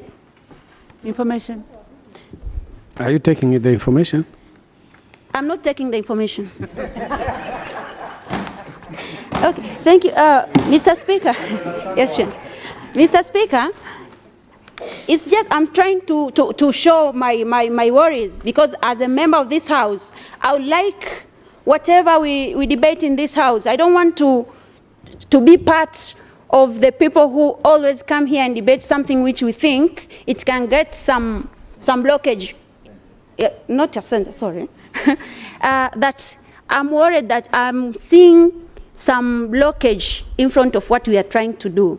And if I'm pleading this House, that if we can take this consensus way of trying to push our own things from this House, I'll be in support. Yes, I'm in support of this, but this is my plea to the House that we have to look at that on those views, because the report is clear, and the amendment of this, the comprehensive review is being conducted, and this amendment is part of the comprehensive amendment of the EAC Customs Management Act. I rest my case. Thank you very much, Honorable Pamela. Yes, I let her proceed, because you see there is a difference between disagreeing with the content of the report and expressing a worry on a situation that is not necessarily part of the report. Yes. So don't think I'm not alert on the... Honorable Mariam.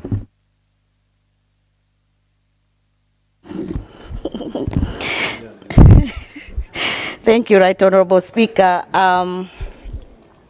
Right Honorable Speaker, first of all, let me also welcome you back to the chamber, and we hope your family is well. And also let me declare I'm not a member of this committee. So I hope I'm free to debate properly. Right Honorable Speaker, I read the report, and today I find the importance of listening to other committees' report properly, because I was not aware of what entails in this report until I sit down here and carefully listening to it. Before I put my comments on in the report, it was commented, I think when the mover was substantiating, he was commenting that I just want to clear this. He was commenting that because of the time that the Lord stays in customs, sometimes there are people who are privileged, who are treated differently with these laws, and those who are not privileged. I can assure him, because of recently I passed through the same hurdles he was talking about. I'm not a trader, but the good thing is I imported something, and I passed through all that. And the law did not treated me different just because I was a diplomat. And I had exemption. So I understand what you are saying. I'm not refuting it is a good amendment, but my comment coming from the same report the chair, presented. This report, through your methodology on page 3, and I will recall the top page D, that as a committee you have communicated and requested for views from partner states on these bills. And I think that is the procedure we do all the time. And you have actually mentioned all the countries that you have communicated and get their views. There is Burundi, there is Kenya, there is Rwanda, there is the Republic of Tanzania, there is Directorate of Custom. The Republic of South Sudan is missing on this list, but my point, and Uganda is missing. My point is, by you consulting, it means you wanted all partner states to be on board. And I will expect also in your annexures to see the replies from all partner states. But this report, I want to let members know, that does not have what Uganda had said. This report is lacking what South Sudan is saying. And in the spirit of integration, in the spirit of consensus, we should be all in board. That's one. But two, you are explaining here, I wanted to mention this in a comment, but it's good that you mention it yourself. I am not against the amendment, because it seems that amendment is about to come and take out an NTB. That's fine, but when you amend the law, as crucial, as important as customs management law, you are affecting a lot of other laws. And this is a regional parliament. When we make these laws, it affects all partner states, meaning that this law will be on top of partner states, as the other law of custom is, the one we want to amend. Because some member has been watering down this one and saying, oh, it's just amendment of a small section. Law affects all other laws. And that is why even in the partner state, when member of parliament legislate, we have regulations on how we can amend our national laws to make sure it works. When we do regional law, we have to approximate this regional law into partner state law. And this is why it is mandatory for all partner states to agree when we do our bills. We have been having a lot of problems passing the regional bills. Some of them, they are not assented. Some of them, because of these stages, we are ignored. We all want progress for our people. We are all here for our people. But let alone my own partner state has put on that they are consulting, but I have not yet to see what South Sudan had said. As a representative also of South Sudan, because I'm a regional legislator, I want to know what is their view on this. I really want to know what is the view of Uganda on this. But also, this bill originating from Council of Ministers, I think we should not dismiss them as ex-official who sit here, and for them to hear that we don't have view. By the way, we have a new minister here from Uganda, and I don't think he would be happy to hear, by the way, Mheshimiwa Minister, welcome to our parliament. We are passing a bill, but we don't have any view from your country. I don't think we want that. So, by this originating from the council, I will urge the mover, I will urge the chair. I'm opposing it in that manner. I'm a lawyer by profession, so I know the effect of law in our partner states. So I will take information, Honorable Mover. Thank you, Mr. Speaker. Let me inform Madam the Honorable Maria Musi She's one of the people I admire when it comes to the procedures of law. You know, everything that happens in the committee is in record. The oldest, the senior-most member of council during the committee, the Honorable Mzee Kivijinja, spoke very eloquently, very deeply in place of Uganda. And he said, this is what has kept Uganda behind. And the members are here. And he said that Uganda's voice is this and let it be heard. It's in record. He went further, and I'm informing her, and that's where I end. He went to consult with the council chair. We told them, now you are saying this, go and consult. They consulted, and council chair has given us annexure number 1 to say that he did consult with Mzee Honorable Kivenjeja, and indeed their position was the bill should progress. It is what we are doing today. Uganda was heard and was represented by the most senior person in this house. I thank you, Mr. Speaker. Thank you very much, Honorable Aden. I humbly accept that report, and I don't, I'm not saying I don't recognize Honorable Kivenjinja, but having said that, I'm still opposing this bill to come today, and opposing for one reason, that it is very premature. And if it's our aim, let's come back to our aim here. We are legislators, and we are the only regional parliament that has been given the power to legislate. Let's not do this lightly. Let's follow all let's listen to all the consultations. Let's listen to all partner states. And lastly, Right Honorable Speaker, Honorable Mover here and the chair, they keep mentioning that Mombasa and Dar es Salaam have the biggest port. And if I'm correct in this report, Tanzania is yet to say they are consulting, and is the one with the biggest port. So if we really want this bill to pass, this amendment to pass, let us wait and get the consultation.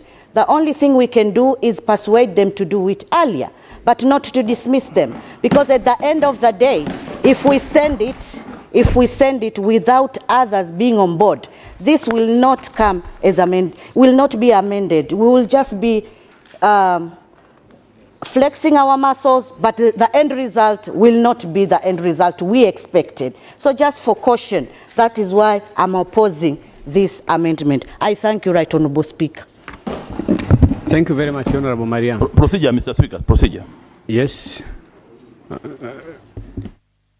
Speaker, much as I know that we are very advanced in terms of documentation, is it procedurally right to use emails as part of our documents in the Assembly, or we have to have formal letters with letterheads from members of the Council and members of the Assembly? Thank you, Mr. Speaker. Well, now that is a too general question. I think that is something I can make a decision about on a case-by-case basis. So, we specifically here in Annex 1, we are finding that this is an email, but it could have been formalized with a formal letter. So there's no letter, it's an email. So I mean, are we advanced to that, say we are now, because we communicate Assembly business using email, but now when it comes to documentation, do we document email in the formal reports of the Assembly? Thank you. Clarification, Honourable Speaker. Honourable Chair. Thank you, Honourable Speaker. Well, what we actually attach is in whatever form it came in. If it came as an email, we are not going to say, look, we don't believe that you were the one who sent it, give us a letter. The rest of the annexes were letters, even though they would have been scanned, signed, and sent as an attachment. We printed, and that's what we attach. If the correspondence came as an email, we are not going to put it in any other format. Whichever it is, whatever it came in, that's what we have attached.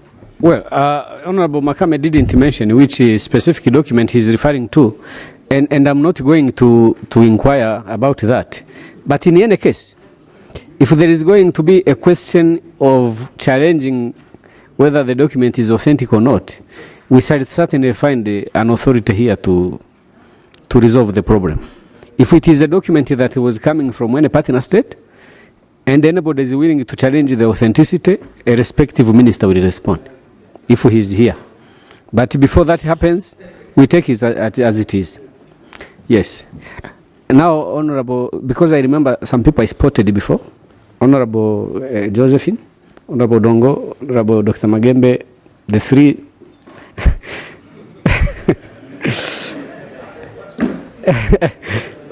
Yes, Honorable Namara, Honorable Kennedy, Honorable Kim Guy. Then I will come this side, Honorable Fatuma, Honorable Susan. Now, Honorable members, you will understand why I'm giving a lot of time on this item. I know there are some two motions that we have to deal with, but we can't just gloss over this issue. Let us try to be quick and brief so that we have time to dispose of this. Thank you, Right Honourable Speaker, and welcome back. Sorry for all the challenges that you are facing back home, but we pray that everything is going on okay now. I'm standing here as an East African who is really concerned about people's centeredness, about governance frameworks, about money, because we are in the business of making people wealthy. And I'm glad that today we are discussing about one of the most important pillars of integration, that is the custom union, and very well provided in the treaty and so on and so forth. And I learned, I'm not a member of CTI, I try to read a lot of reports on the internet from other committees, and I was a little bit aware of some of the processes that are going on.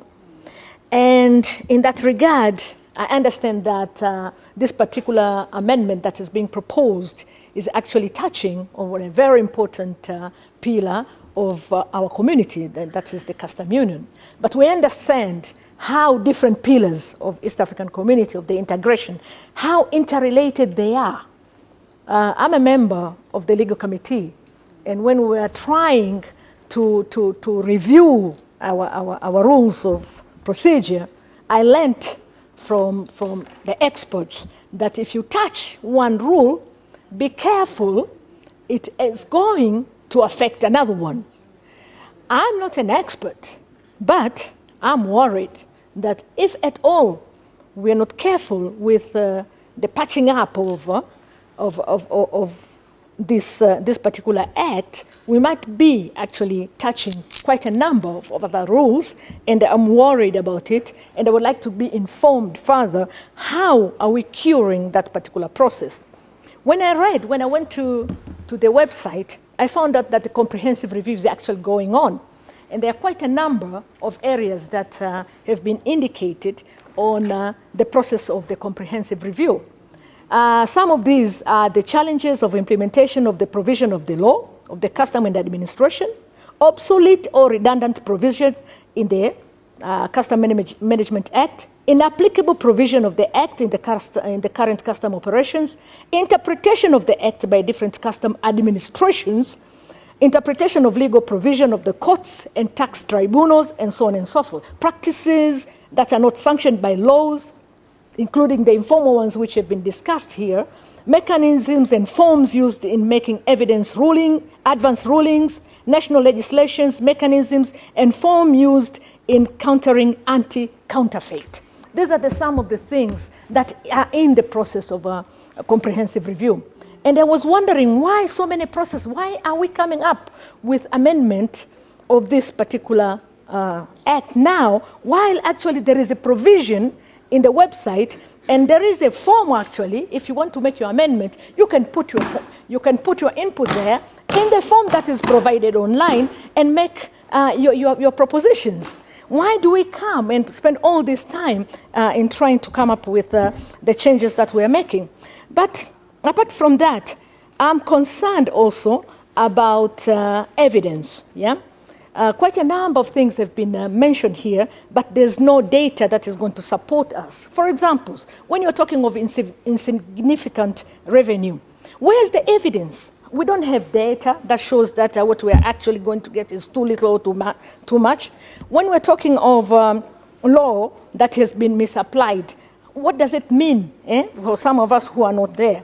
When we have challenges, when there are inefficiencies, is this particular amendment going to address the inefficiencies? How is it going to go to cure the problem of staff who are implementing this particular law? So standing here, I'm not going to support this proposition, but I'm proposing that we make use of the online form that is provided by the East African community to the Secretariat, collecting all the different propositions of amendments for this particular act. Thank you very much, Mr. Speaker, and welcome back. I thank you so much, Honorable Josephine. Honorable George.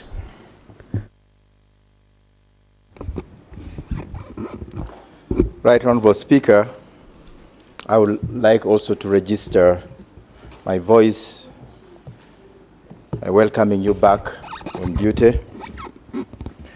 Mr. Speaker, I would like first of all to thank and agree with the Honorable Dr. Makame when he says that if you want to run fast, run alone. If you want to go far, go with others. The choice of this community is either to run alone or to go further. The evidence that I'm seeing from this report is that there are more than 4 or 5 partner states that have endorsed the amendment of this act. So, Honorable Makame, the choice is yours. Either you want to run alone or you want to go far. I want to confirm with you that you seem to be appreciating the fact that you want to run too fast. Running too fast means you are bringing in the idea of sovereignty. And you know, we need to interrogate the idea of sovereignty in the context of our integration. If really we would want to integrate as East Africans, I would like to remind you a little bit about the sacrifices that this community made during the struggle in South Africa. There were sacrifices that were made by the United Republic of Tanzania under the able leadership of Julius Nyerere, when he said, tighten your belts, because we would want to see freedom in South Africa. There was no better sacrifice than that. And today we are saying that if our interest is in the bigger picture of this community, 5 partner states, the evidence is there in this report, have said, let's amend. The United Republic of Tanzania has not said don't amend it. It's only saying defer it for comprehensive review. There is no position cast in stone. When the Honorable Nakauki, I think, I don't remember which plenary it was, brought here the voices of the Ugandan businessmen who had suffered in the hands of the customs officers in Mombasa. At the time, nobody ever envisaged that that situation would change. Today we have evidence here where the Republic of Kenya has written and said, we have heard your voices. I think this was an NTB. Let us not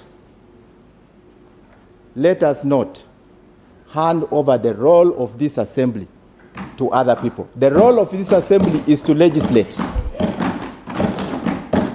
The role of this assembly is to legislate. I want to poke holes on the argument that has been advanced by those who think that amendment of this law is not right at this time. Let me make reference. You're saying that there is the fear that even if we passed this law, because of the rule of consensus, it is not going to be assented. Please do not assume the role of council. Do not assume the role of summit. We have seen situations where we have passed laws here, and it takes 1 year, it takes 2 years. Leave it to the Council of Ministers, leave it to the summit to discuss the merit of our legislation, and then they will come back here and advise. It is not for you to anticipate what is going to happen, yet you are seeing that East Africans, the majority of whom we are representing here, are saying there is a problem in our house. The elephant is there in the room. Why don't we discuss it honestly and have this amendment done? What is wrong with us listening to the voices of East Africans? They are crying, and they were here. We heard their voices. We are also saying that amendment of this law is premature. I would like you to tell me what's the maturity period. How long should the East Africans cry? What's the gestation period for us now to start saying that it merits an amendment? Those who are saying premature, how old is the baby?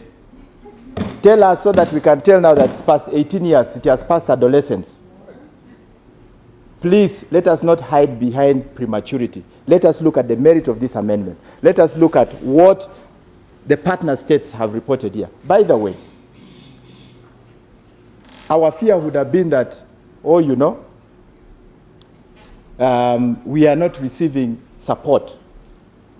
Support is here, the evidence is there. Republic of Kenya, who have a port, have said, go ahead. Republic of Uganda, we have evidence. They said, go ahead and make that amendment. In fact, for Uganda, they wanted that amendment long time ago. We have been crying on the floor of this house about our traders whose goods get expired. And by the way, not only do those goods get expired, they are sold and the money does not get back to Uganda. The money remains in the partner states. That's what the law is saying. That's what the act is saying. So the bulk of our traders are losing out because we have a law that has given discretion to people who are easily manipulated. We come here to legislate to cure a problem.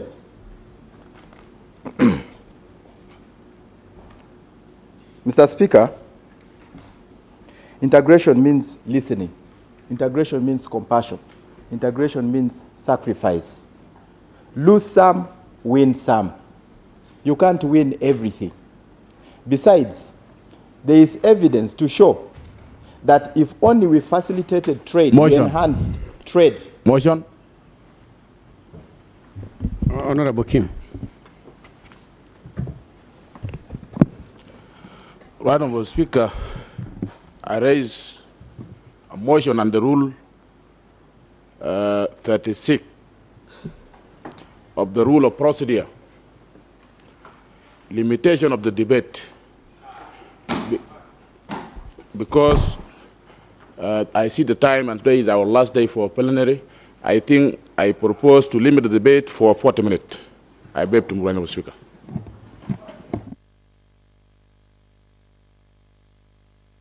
Seconder. Honorable Dr. Makame, Honorable Abdi Kadir. Yes. So the motion is that we limit the debate to 40 minutes, and we should conclude within 40 minutes. Is that so? Okay. So those in favor say aye. Aye. Those against say nay. Nay. The ayes have it. So now help me, because I read out the list of those who should speak.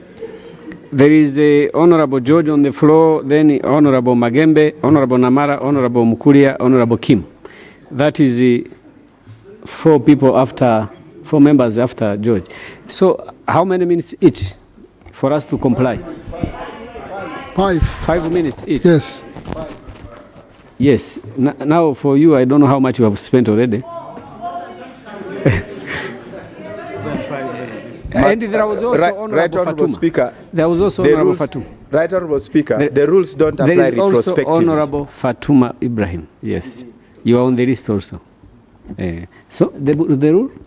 Right, Honorable Speaker, the rules don't apply retrospectively. So I am a beneficiary of the 5 minutes rule.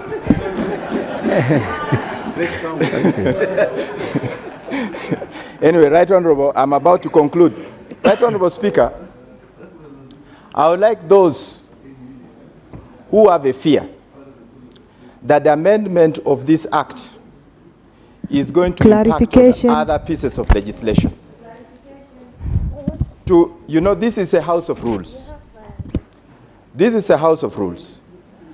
I would like those who claim that our amendment is going to impact on other legislations to at least cite for us 1 or 2, so that we put it on record that if we amended this particular act, these are the specific legal provisions that will be impacted. If it is not there, please let's not anticipate or start theorizing about the impact of this legislation. Order. Now you agreed to limit your time, and if you interact, Right Honorable do we Speaker, count when there is an thank you so much. Thank you. For this. Is the member right to say we present in anticipation? Okay, thank you, Honorable George. Honorable Magembe. Dr. Magembe.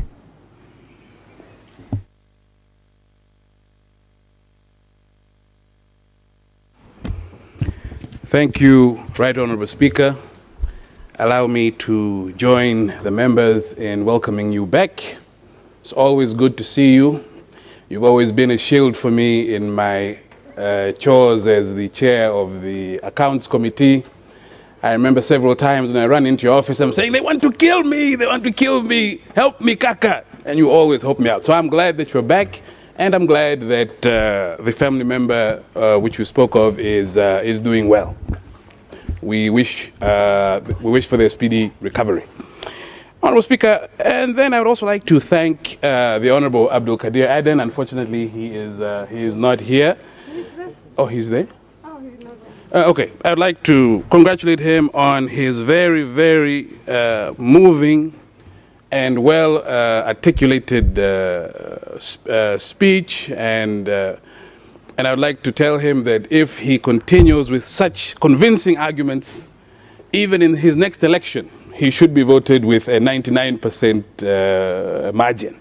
So I congratulate him for moving a good motion. Honorable Speaker, I would like to talk about good faith and our role as diplomats inside this House. And it's not the first time that I have spoken about this. It was the goal of the mover, and I'm sure the chair of the committee, to promote free enterprise with respect to the citizens of East Africa, especially those who conduct their business through the 2 ports. So their motive is in good faith, and I personally don't doubt that. But as the mover and the chair operated in good faith, so did the 2 partner states that this amendment affects. The one partner state suggested, there's a problem here. Instead of 21 days, let us move it to 40. Which I thought was a reasonable and respectable solution. It was something which was not taken into account by the committee, at least in the report. I didn't see it. The other partner state, the URT, again in good faith and complete diplomatic decorum, wrote a letter from the accounting officer of the Ministry of Foreign Affairs and East African Cooperation, a presidential appointee, and said, we respect what the committee is trying to do, but there is a process which is already ongoing. Can you defer while we take this process into account? Now, as diplomats, we have to impute good faith on each other and give each other the respect that is deserved. If such a senior member of the executive of a partner state asks for time with good reason, I repeat again, with good reason, it is only respectful that you impute good faith on this partner state. And I've heard some members here who talk about other members having fear, who talk about gestation periods, as if this issue is a joke.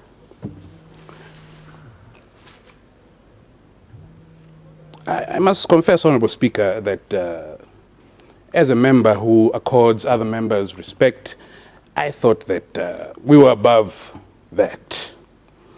Now, the URT, in good faith, sent what my fellow brother, the Honorable Aden, said that there were stakeholders from where the chair is sitting or the CTC is sitting from there all the way to up here. It sent people from the TRA, sent people from the immigration in good faith. And as noted by some of the members here, it did not say that we are refusing or that they are refusing. They just asked for a deference. And in my opinion, this is my personal opinion, it should have been finished and clear right there. But that is again my opinion. Now, I wanted to discuss a few issues that were raised by my brother, the Honorable Abdul Kadir Aden, and the Honorable Makame. You see, Honorable Speaker, I'm sure you've witnessed this on many occasions where you have a truck filled with cement and there are 3 or 4 guys lined up, and one guy takes the cement, he picks the cement up, passes it to the next guy on the ground, and it moves as a conveyor belt. Dr. Magembe, time up. Yes. Honorable Namara. Nashukuru, Honorable Speaker. Thank you. Point made. Thank you, Right Honorable Speaker.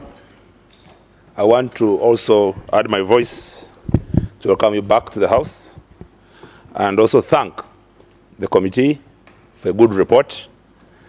Add my voice to thank the Honorable Abdul Kadir for bringing up this amendment. It is timely. As you know, that our role as legislators is to ensure that we further and prepare integration, which is supposed to be people-centered. It's for the people, it's not for us. Meaning we have to look at the public. And integration is majorly for 3 fundamental reasons. One is facilitation of trade, second one is security, third one is fraternity. So now, when we as a parliament, our responsibility is to come up with laws that are supposed to facilitate integration. And indeed, this law, which is one of our laws that was passed by this parliament, is meant for facilitation of trade. And we are talking about free movement of goods. How do you talk about free movement of goods when you are limiting the movement of goods? It's like saying someone that I want you to run, but to tie his hands behind. I can understand the position of some of my colleagues regarding a partner state, but I would want us to look at ourselves as regional legislators, not national legislators, because now we are taking care of the interests of all the people of East Africa. I'm not a member of parliament of Uganda, no. I'm a member of parliament of the 6 partner states, because the decision I make here affects each and every person within the boundaries of East Africa. So I would request members that we support this amendment, because you cannot say that goods which are outside the port, they're in the private bonded warehouses, you put a double charge. Number one, I'm paying rent in dollars. Like in Uganda, this warehouse is paying dollars. You are paying in dollars to the owner of the warehouse, and again the government wants you also to pay. It's on that point that I thank the Republic of Kenya for being selfless, because it is the biggest beneficiary.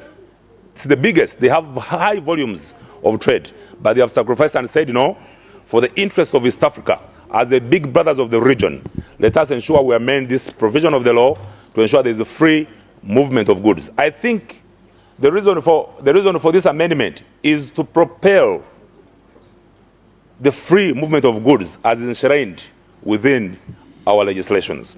So with those few words, I would like to support the report and the amendment as moved. Thank you. Thank you, Honorable Namara. Honorable Kennedy Mkuria. Thank you, Right Honorable Speaker. As other members have said, I also wish to welcome you back to this house. In fact, you can see that the house is now vibrant and everybody is very happy, and we are happy to see you back. So you're welcome, Right Honorable Speaker. Right Honorable Speaker, after reading this report, I read the whole of the report and tried to conceptualize what is in the report. I found out that there's a lot to be desired in the report. There are a lot of stakeholders consulted and their views are not put in the report. And that if you look at everything, then you ask yourself, how did the committee come to that conclusion that they have made? However, my contribution will be on the merit of the bill. Right Honorable Speaker, looking at what the committee say, even from the mover of the bill on page 3, that in light of the above, after expiry of 21 days, such goods are be liable to rent. According to the mover of the bill, the 21 days period is not adequate. And this confirmed to the letter that has been sent by the Republic of Kenya, which is annex number 6, that the purpose of this letter, therefore, is to present the views of Kenya on amendment of Section 34.5 of the East African Customs Management Act 2014, whereby they suggested that the 21 days are not enough. I therefore move to support this bill with the amendment that we insert time frame to how many days will these goods be staying at the warehouse non-taxable. And therefore, my amendment is that we target at 90 days. We shouldn't leave it open as it's in the bill. So we should target to a time frame of at least 90 days. So, Right Honorable Speaker, I beg to move.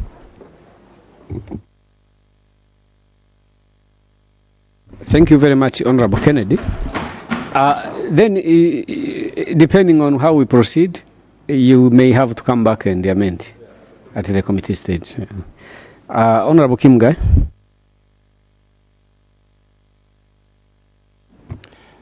Thank you, Right Honorable Speaker. Right Honorable Speaker, I wish you also to add my boss to welcome you back to your seat. Point of order. Honorable Nur. Honorable Speaker, there is this tendency of amendment being proposed, and then it is not put in writing to the clerks. Let the amendment be put to the clerk, and when we go to the committee stage, then we can be told that there's this amendment for us to dispose of before we go to the main bill, so that it is accepted or rejected by the House. Because amendments are proposed, they are sneaked in the bills, and then or they are sneaked in the reports without properly disposing it of, being debated by the House. So can we, if we have said this one could be done at the committee stage, then be brought in writing to the clerks, and then the clerks raise that matter when we reach the committee stage for the House to debate and dispose of that amendment. Thank you. Yes, Honorable Nur, the House is advised. Eh? Yes, we take that note. Honorable Kim, you can switch both microphones. It works better for you. Yeah, thank you, Honorable Speaker. Honorable Speaker, I stood up to oppose this report with many reasons. Honorable Speaker, if you look to this report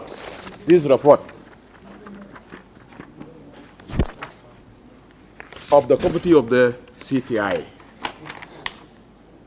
I did not see the committee made consultation with the stakeholder in all partner states, which are beneficiary from this amendment of the Act. So therefore, it is come to our assembly annually. We amend the bill, we doing bill, and we do consultation, a public hearing in all partner states. So in this report, there are no any public hearing consultation to our member of the state. With the view should be here. We are not coming here to hearing from Honorable Aden or from the committee their opinion to enforce this house to approve this report. It is not, and it is not possible. We need the opinion from the members of the state. Secondly, right of the speaker. Secondly, right of the speaker.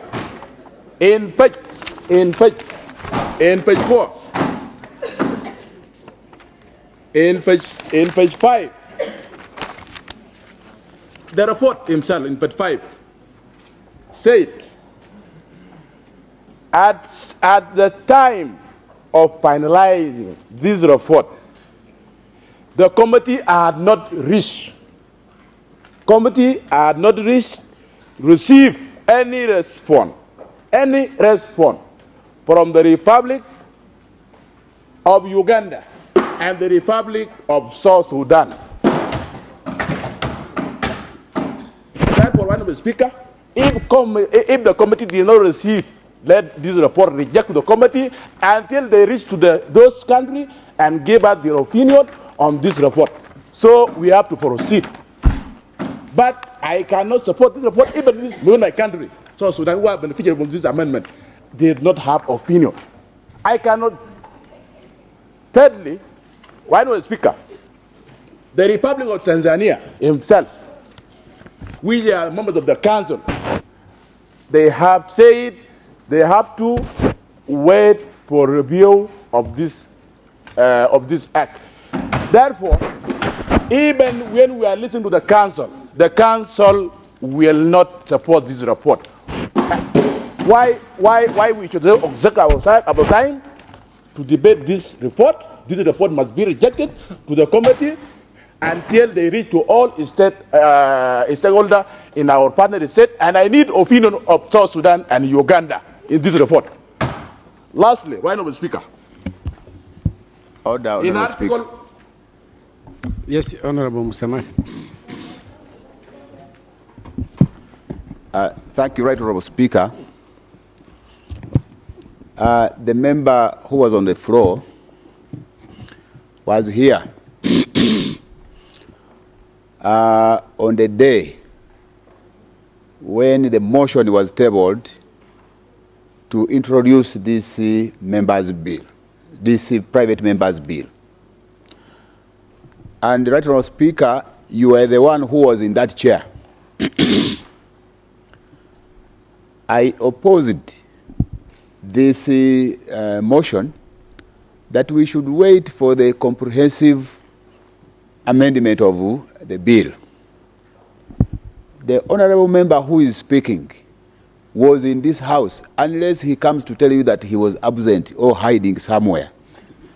And he voted overwhelmingly. I was the only one who opposed Clarification. that motion. Clarification. These members who are here, I am on a point of order. Information, Honorable Speaker, information. You conclude. Don't debate. Conclude your point. So, the member is therefore not in order to oppose the very business which himself approved to be conducted in this House, Right Honorable Speaker. Well, I think we shouldn't waste more time on this. It is true that some stakeholders were invited. Information. But he has a point that there has not been enough consultation. So that is his opinion again. You know, at the end of the day, it is for you. So it isn't true that stakeholders were not invited, because some of them came here. But he is making a case for consultation. So whether in the process of doing that, some facts are not factual enough, That's a different matter, but I think that is the point he's making. Honorable Kim, remember you are the one who moved on the limitation of time. Yeah, thank you. Honorable Speaker, let me inform my brother, Honorable Musamali. Me, I supported in my heart the bill last year, but here I oppose the report of the committee of the CTI, for your information. That is too different. That is too different for your point. So, Honorable Speaker, if you look for Article 59 of the treaty, our treaty, bill and motion in the assembly, which is read in 1, provided that a motion which done not relate to the function of the community shall not be proposed in the assembly. No. Assent of the bill, no, sorry. Is Article 63. A bill that not receive assent as provided for a paragraph 1 of this article within 3 months. Honorable Speaker, since we come here and we summon the council and our committee of the legal, we have more than 33 bill assent by this house, Eala third. Until now, it is not assent by the council, but by the summit, and he is not referring back again to the assembly. My Honorable Speaker, to conclude, let the members reject this report to the committee, and committee go take more consultation with the stakeholder and also conduct the meeting with the council. So they will come with comprehensive report that all of us, we should agree on it. I beg to move right on, Speaker. I already have the list. It is Honorable Fatuma, then Honorable Susan. Thank you, Honorable Speaker. And I want to join others to welcome you back. And I hope situation is under control. Honorable Speaker, I want to have listened to many presenters. And I was, when this bill came to the House, I felt that it's going to be a very important bill for the citizens of this country, particularly the traders, business people, and people who are indirectly or directly benefit from such a kind of engagement. Honorable Speaker, I was really disturbed by statements from members that we should not pass this bill because it will not be assented by member state. Honorable Speaker, that is in our legislation making role, our accountability is to pass bills and laws. Honorable Speaker, when we, if you look at Article 49 of the treaty, the core function of the Assembly is legislation making. That legislation making is not hindered by the fact that some of the member states might not assent or will assent. So our role as a legislator is to pass bills that are useful for our citizens. And Honorable Speaker, if people want to curtail that mandate, then I think they have failed to understand their role as legislators. Honorable Speaker, in terms of the practice or the tradition of committees, when committees receive bills or they are meeting with visiting countries, they communicate to countries, they communicate to institutions, relevant institutions, seeking their views and their participation. Honorable Speaker, you can't force partners to come and participate in our deliberation. Honorable Speaker, if that one of the grounds of this report is to say that some partner states have not given their views, then it will challenge all committee work. It will affect all committee work because in many occasions we don't get views from all partner states 100%. Honorable Speaker, I think we should not curtail the work of our committees, and if members feel that their country has not given their views, could be some of the chapter members who are aware of these activities like Honorable Kim should have alerted his country that this bill is coming, is very useful for the Republic of South Sudan, and they should give their views. Honorable Speaker, our role is also to represent our country when things are also happening, to inform them and to alert them. Honorable Speaker, if the Republic of South Sudan didn't give their views, Honorable Speaker, I don't think if they are asked right now, they will oppose this bill, because Sudan doesn't have a port, the Republic of South Sudan doesn't have a port, and they will benefit from this bill if it is assented. Honorable Speaker, the other issue I have a serious worry is about referring this bill to the comprehensive review of laws. Honorable Speaker, we know the work of this community. We have experienced that the reviews that are going up to 10 years, we don't want to subject our traders and business people to another 10 years to come to wait for this amendment. We want our traders and private sector and any citizen of this East Africa community to benefit from this bill, Honorable Speaker. If it is passed as a, could be, Honorable Speaker, if we pass this bill, some of the countries who are opposing are in a campaign mode. Could be their citizen will tell them, you have to pass this bill and assent it so that if you want our election or our vote. Could be this is an opportune time to pass this bill. It is Thank time you, up. Honorable Thank you Speaker. very much, Honorable Fatuma Ibrahim. Honorable Susan. Thank you, Right Honorable Speaker. I want to thank the Committee of CTI for the job well done. And on that note, I stand to support the report of the committee.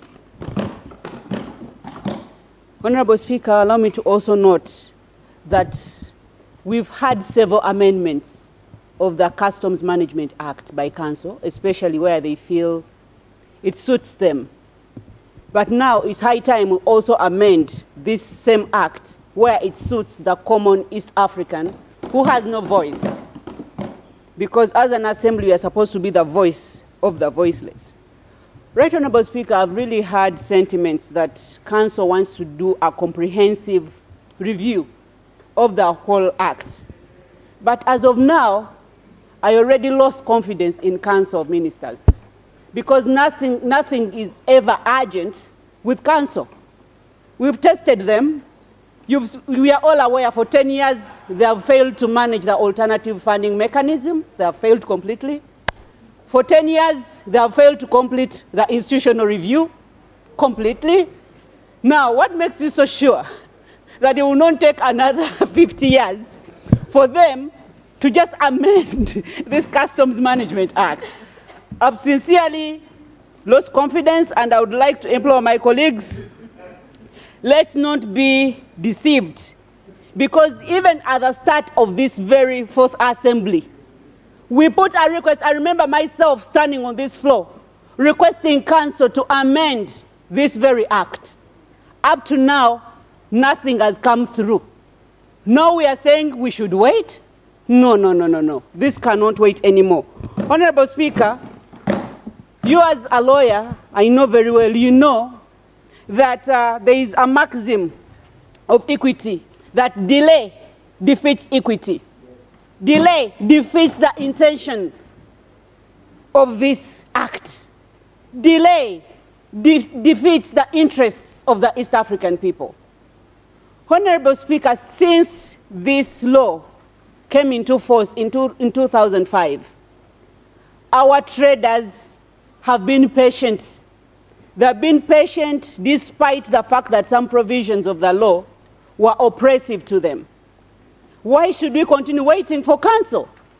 Let's first amend this so that we have some tangible results for East Africans as we wait for Council to do the comprehensive part of it. We all know the Sectoral Council on Legal and Judicial Affairs never sits, because every time they attempt to sit, one of the attorneys general is missing and they cannot sit. They keep postponing.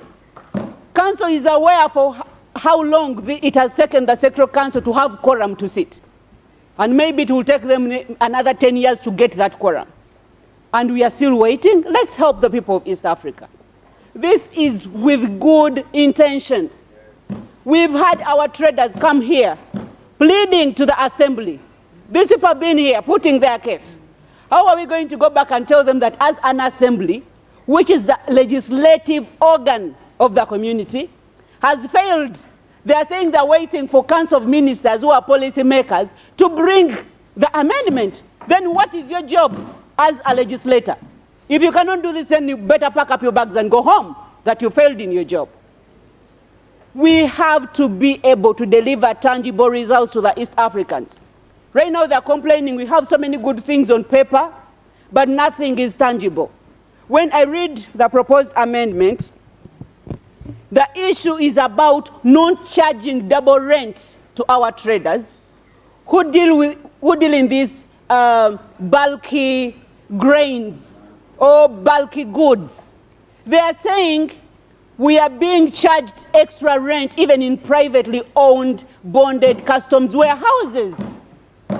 So what this amendment proposes to cure is don't charge people twice. I know the partner states that have this advantage of the ports are making money when they charge this extra. But for the traders who come from land-linked countries like Uganda, my own motherland, our traders are suffering because this extra charge is also reflected in the final cost of the products they sell on the market. How are they going to compete with the region? It becomes a challenge. Then the common man who has to consume these goods will also have to pay extra to meet this extra cost. Much as Section 48 of this very act gives discretion, actually the word is discretion, it gives discretion to the customs officer to waive, but even the process itself, because you have to make an application, that's time consuming in itself. And then you don't know whether they even have to give kintu kidogo for you to get the waiver. Why do we take our people through this bureaucracy? If our intention is to promote trade, then we should make it as easy as possible. So we should just remove all these extra bureaucracies, because if my goods are in a privately owned bonded warehouse, I'm paying the rent there. Now why would now also the government come again and find me there and then charge me? It's not fair to the people of East Africa, Right Honourable Speaker. And as I try to wind up, yes, it is time up. Your time is up. My time is over? Yes. It is more than 5 Yes, it is up. No. Yes. Yes. We have a stopwatch. Honourable Minister. In conclusion. Time is up. Okay, conclude your point. In conclusion, these people have come to us. They have made it clear that 21 days is not enough for them to load that bulky cargo and transport it out to their final destination. And what they are requesting is very simple. Don't double charge us. Let's hear their plea and pass this bill. I beg to support. Oh, thank you. Say, Honourable Minister, let me hear from the Minister, then we shall see how much time we still have in the 40 minutes we agreed. Thank you very much, Right Honourable Speaker, for according me this opportunity to make my contribution on the ongoing debate. Right Honourable Speaker, I should thank the chair of the committee for a good report which has been tabled and read before your assembly. Right Honourable Speaker, the East African Community Custom Management Act is one of the very critical pieces of legislation which forms one of the pillars of the integration.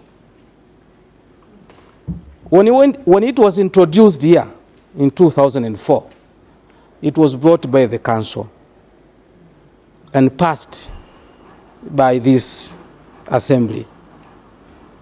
Right Honourable Speaker, Since 2004 to date, the said piece of legislation have been amended 10 times.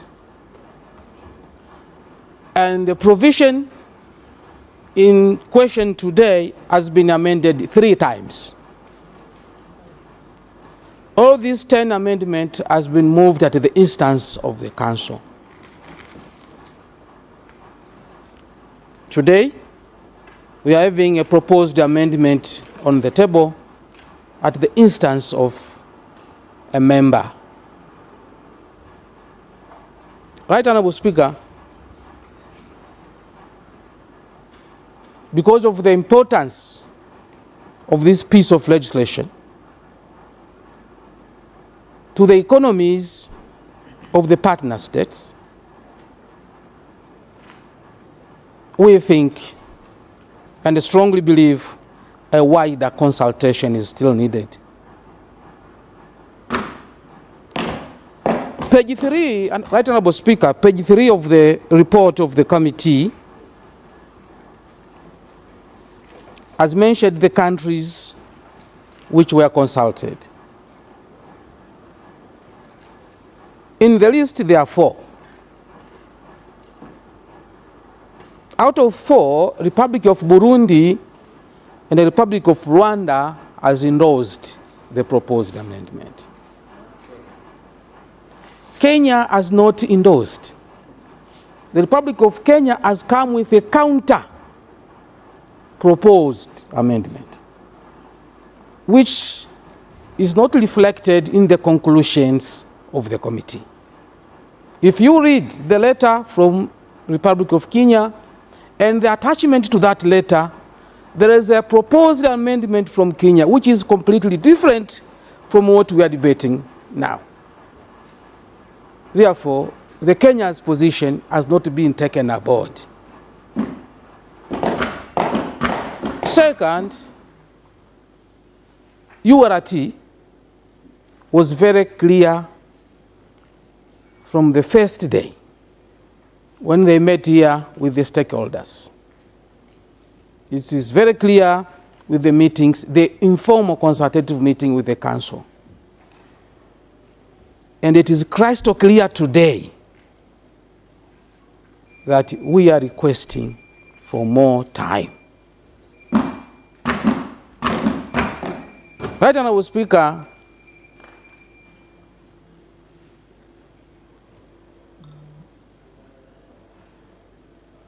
the Republic of Uganda and Republic of South Sudan are not appearing in page 3, but their explanation is in page 5 that they did not respond in writing. In view of that, and taking into consideration the importance and critical nature of this bill, it is our humble request from URT that we be given more time to consult as we requested to the committee through a written letter. Right, Honourable Speaker, I beg to submit. Thank you very much, Honourable Minister. How much time do we still have in 40 minutes?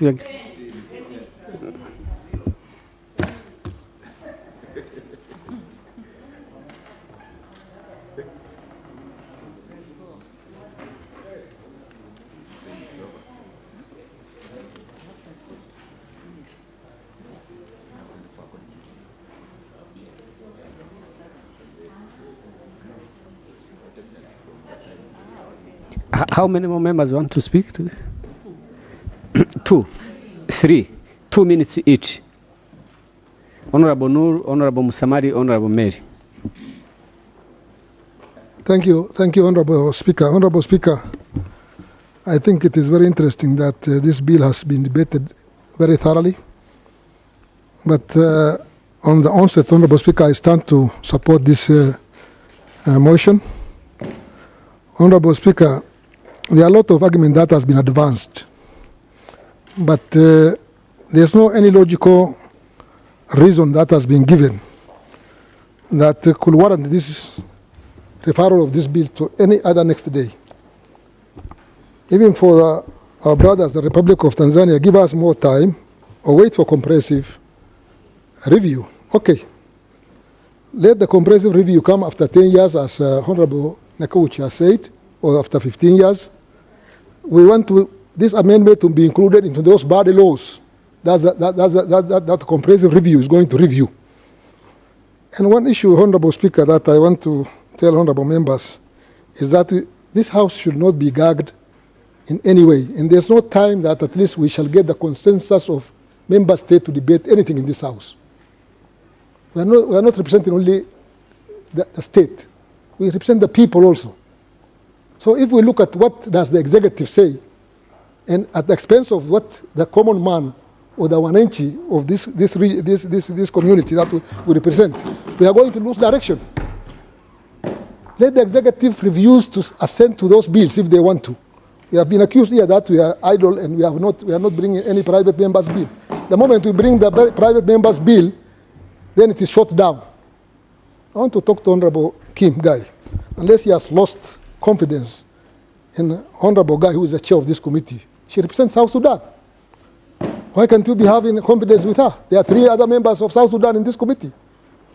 So I think, Honorable Member, the argument that has been advanced that we have to defer this bill does not really warrant or stop us from legislating in this House.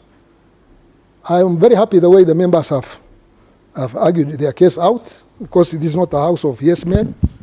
We have to oppose, we have to support each one of us. And I quite agree with the lively debate that has been on the floor. Honorable Speaker,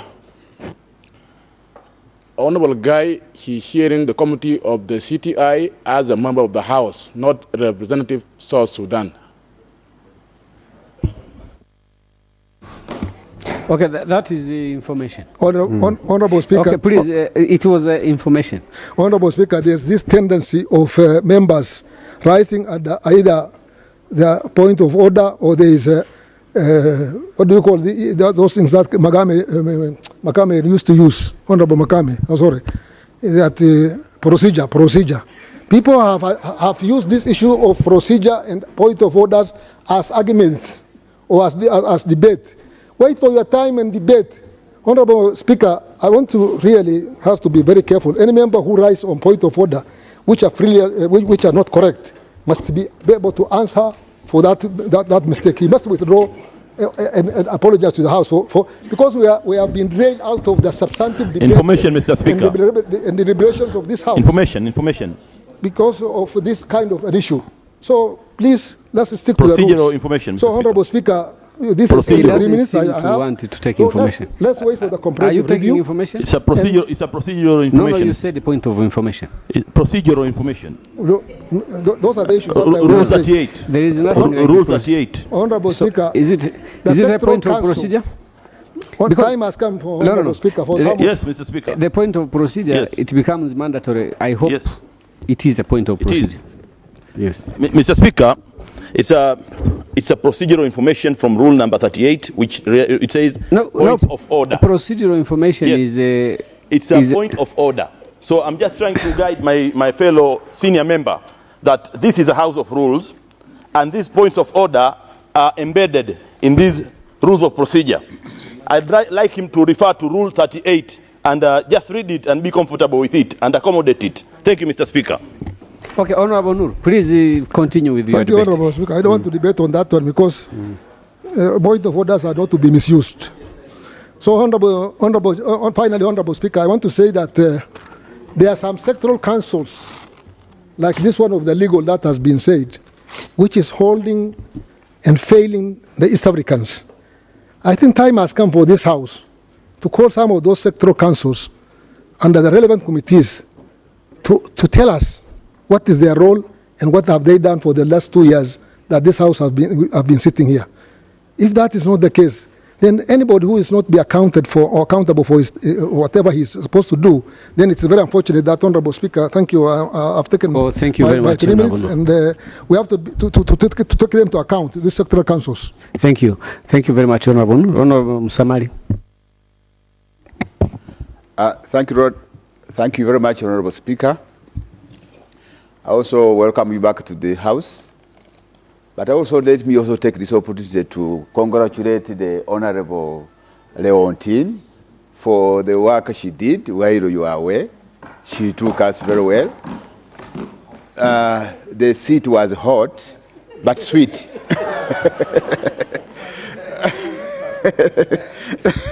Yes. Honorable Speaker, from the onset, I'm a member of the committee, and I support the report. Three things here, which I want to bring to the attention of the House, is that this council you see here, just like the Honorable Ndumbaro has put it to us, they have proposed amendments to these laws, and we have passed them here in this House. The most recent one, Honorable Speaker, is Section 24(1) of the East African Customs Management Act. In fact, it is not more than 10 words which we amended. That was to provide for information. That's to allow that a trader must provide information to the customs officer before the goods leave the port of dispatch. And we did that. And the council brought that. So when someone says that we wait for comprehensive review of the act, I think we really find it not tenable, because we have done this before. The summit, where members may also doubt that even summit may also be difficult to amend. The summit amended this treaty, Article 13, to provide for the Auditor General, for the Attorney Generals of partner states to be members of council. And it was done. So meaning that if the issue, let council not only support laws that only promote generation of revenue to the partner states, but not the ones that facilitate trade for the population. Please. So I want to use this opportunity to inform you that this council has brought amendments and we have supported them. Even the summit has done it, and they have assented to those bills. Lastly, Honorable Speaker, this amendment, if I may compare it with Section 24, Section 24 of the same Act allows that you provide the information such that the partner states, the governments, can be able to determine in terms of security and the revenue they are going to get. This amendment we are making is to facilitate the ordinary trader in East Africa to do business.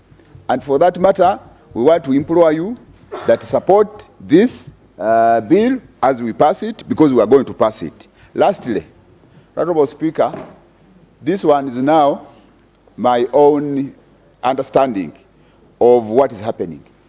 Honorable Speaker, just 30 seconds. The liberation of Africa is not going to be through blood and iron as it was before, when we were fighting colonization. This time, it is by facilitating integration. And one of the areas is through trade. And therefore, this is now our role. Nyerere is no longer with us here.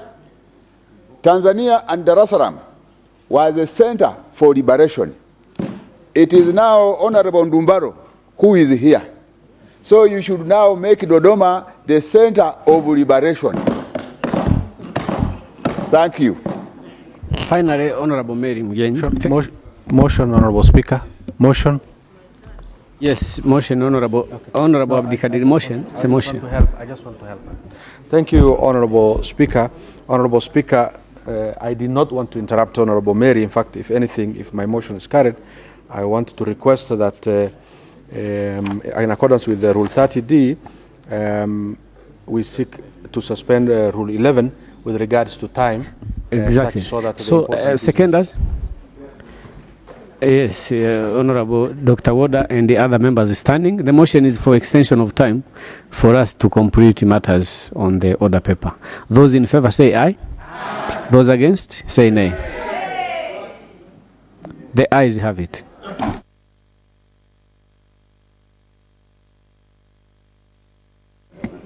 Thank you, Right Honourable Speaker. I also want to join my colleagues to welcome you back to your seat. Indeed, it's a pleasure to see you back in one piece. And in the same breath, I want to congratulate and thank Honourable Leontine for holding your fort properly.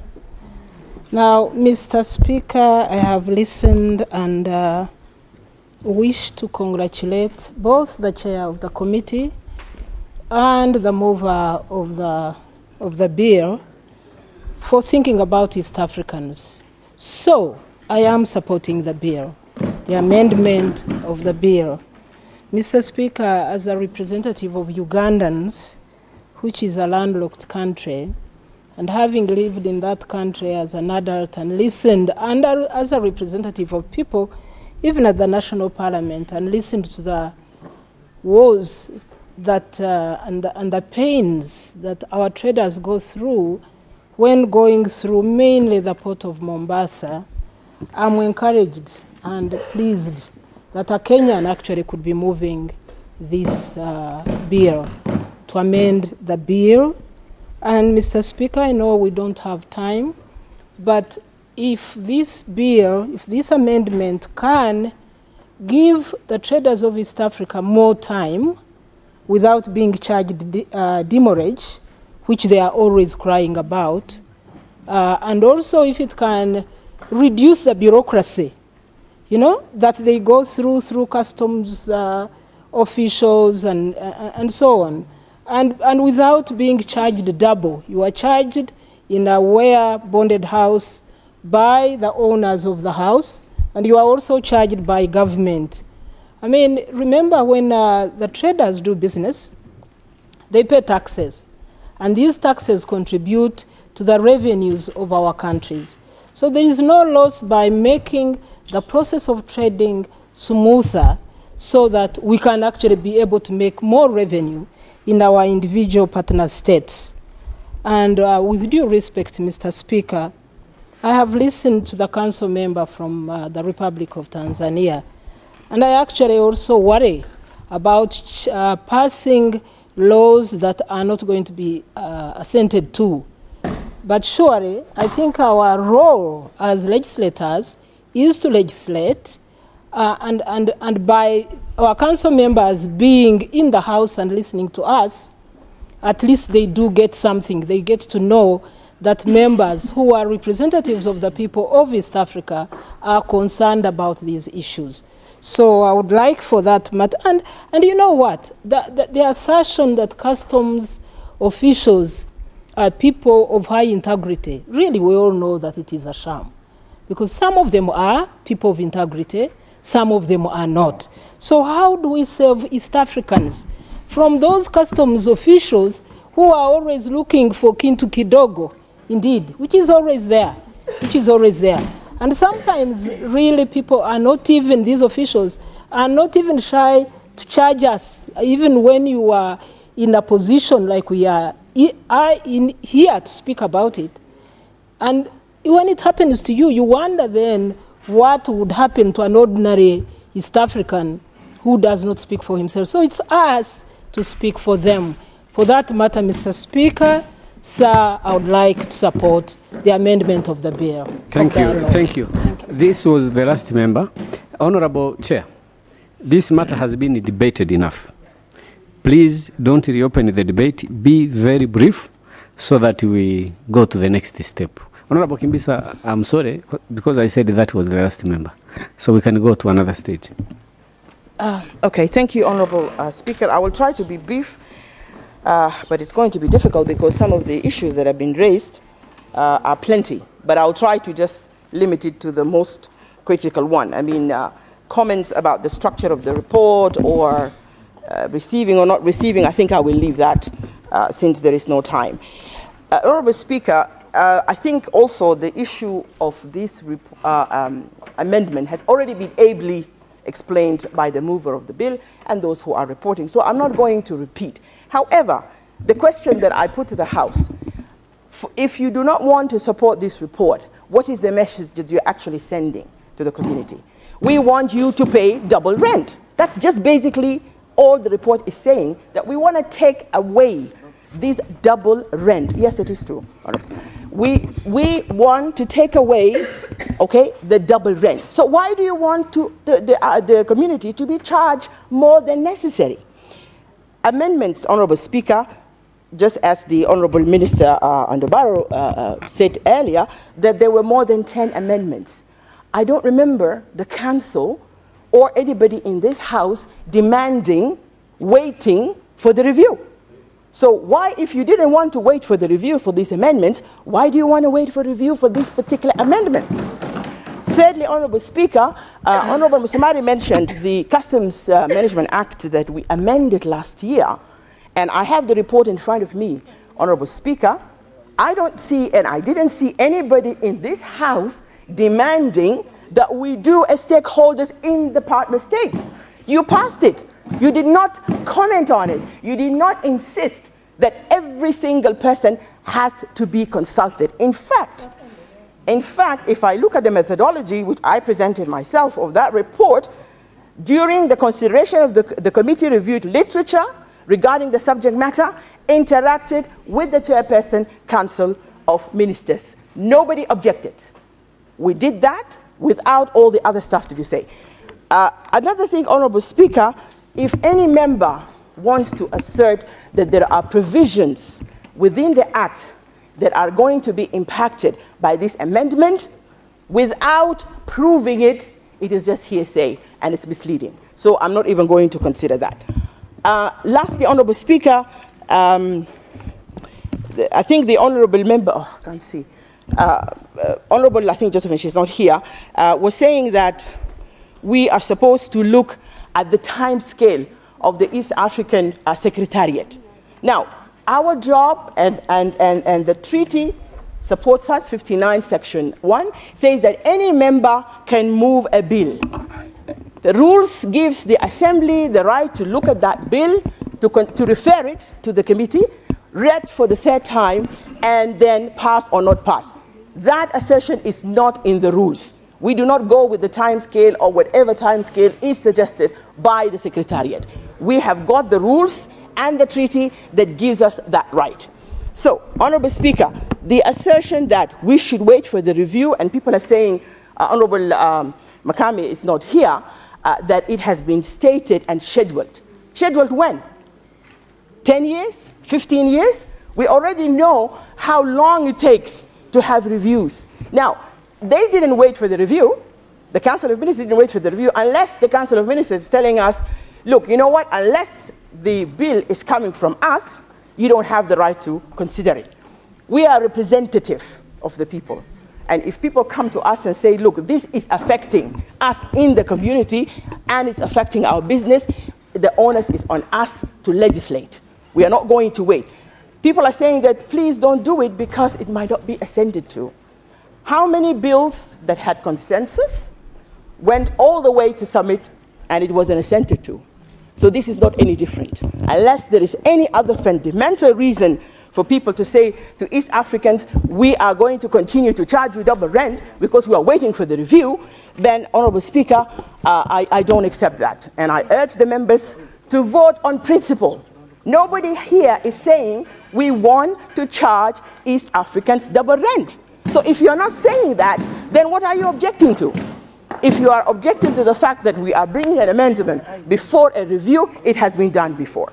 So we don't have to, it's not based on principle. And I'm urging the members to vote on principle and on what is actually going to be of benefit to our traders in the community.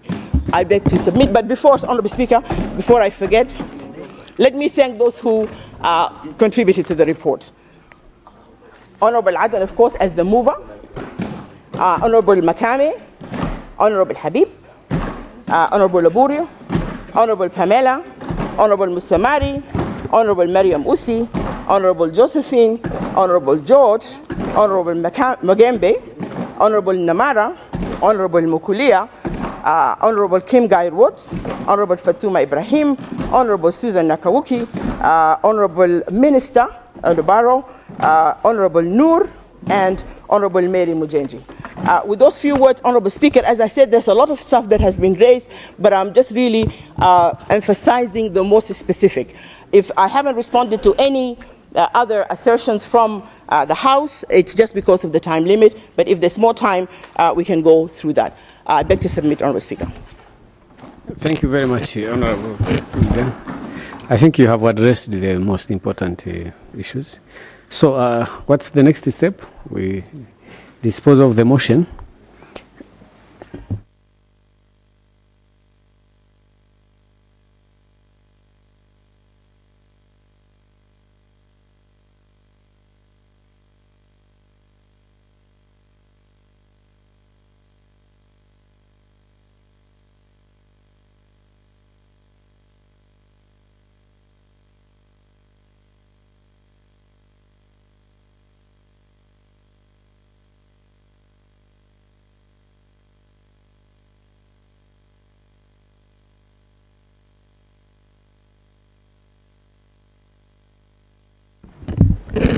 Okay, honorable members.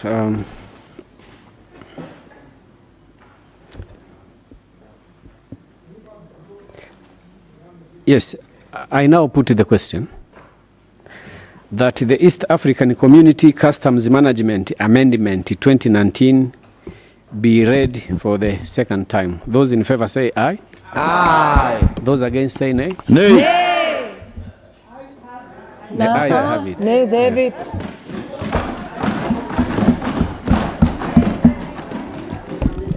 The East African Community Customs Management Amendment Bill 2019. Wait, clerk, we ask that the mess be lowered for 10 minutes.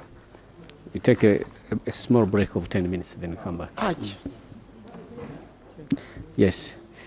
So I suspend for 10 minutes. No. Suspending the House for 10 minutes. They are making us lose this bill.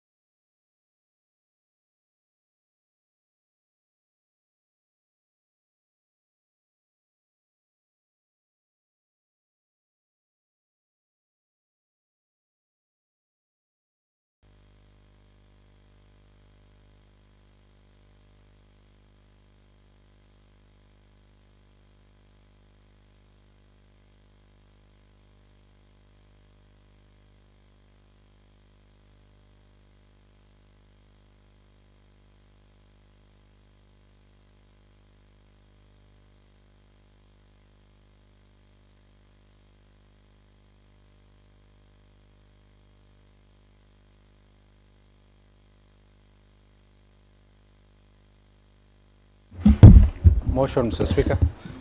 Motion, Right Honorable. Motion, Honorable Speaker. So who stood first between you? Motion. Honorable Abdikadir. Thank you, Honorable Speaker. Honorable Speaker, earlier when we requested your indulgence in extension of time, you granted us. And now I know members have sat here for a long time today, and they are having their refreshment of a cup of tea outside. Procedure. And for that reason, Procedure. therefore, my motion is Yes, I rise Honorable on Kim. Rule 30D, Rule 30D. Wait, to I know suspend- you are on the floor, but Honorable Kim is raising some. Honorable Speaker, I read the procedure on Rule 12. No, I'm on the On motion, quorum. Mr. Speaker. How can you? I read I'm the on a issue motion, on the Mr. quorum. Speaker. Honorable Speaker, there are no quorum. I'm on a motion, Mr. Speaker. Please dispense my why motion, Mr. procedure? Speaker. Motion, Mr. Speaker. Let me be advised. Yes.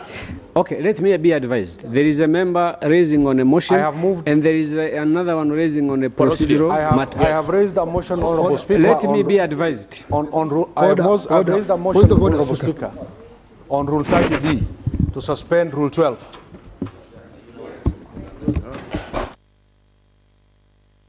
No, Honorable Aden, the last part of your discussion was after I had actually asked that you wait. So let us be clear and be procedural. So I'm not taking that one. Yes. John?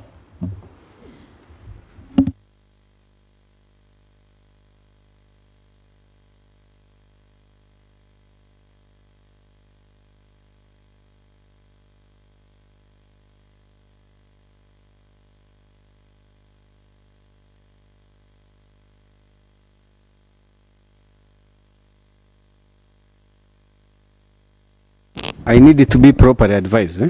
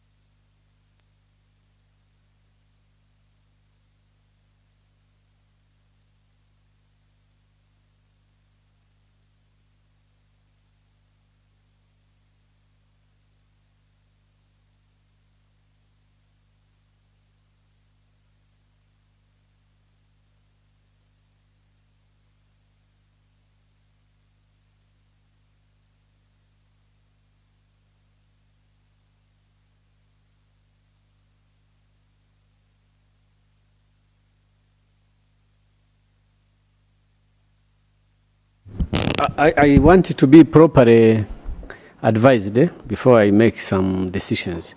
So I beg your indulgence again for 5 more minutes of suspension. Only 5 minutes.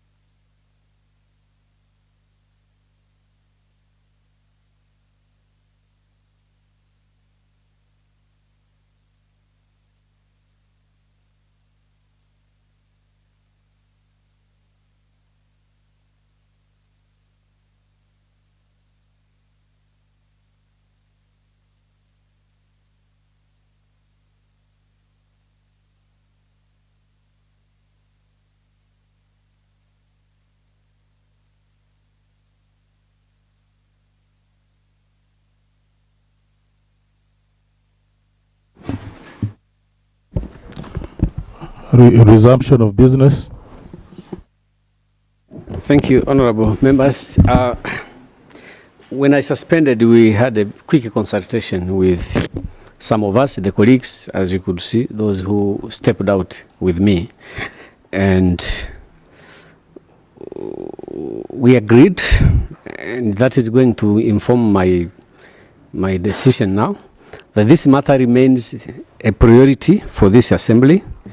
It will be first in the next order paper, but we will not transact further steps at this time. And also other matters that were on the order paper, because the long day we had, as much as we would have wished to finish them today. Do you think we need to work on them, the motions?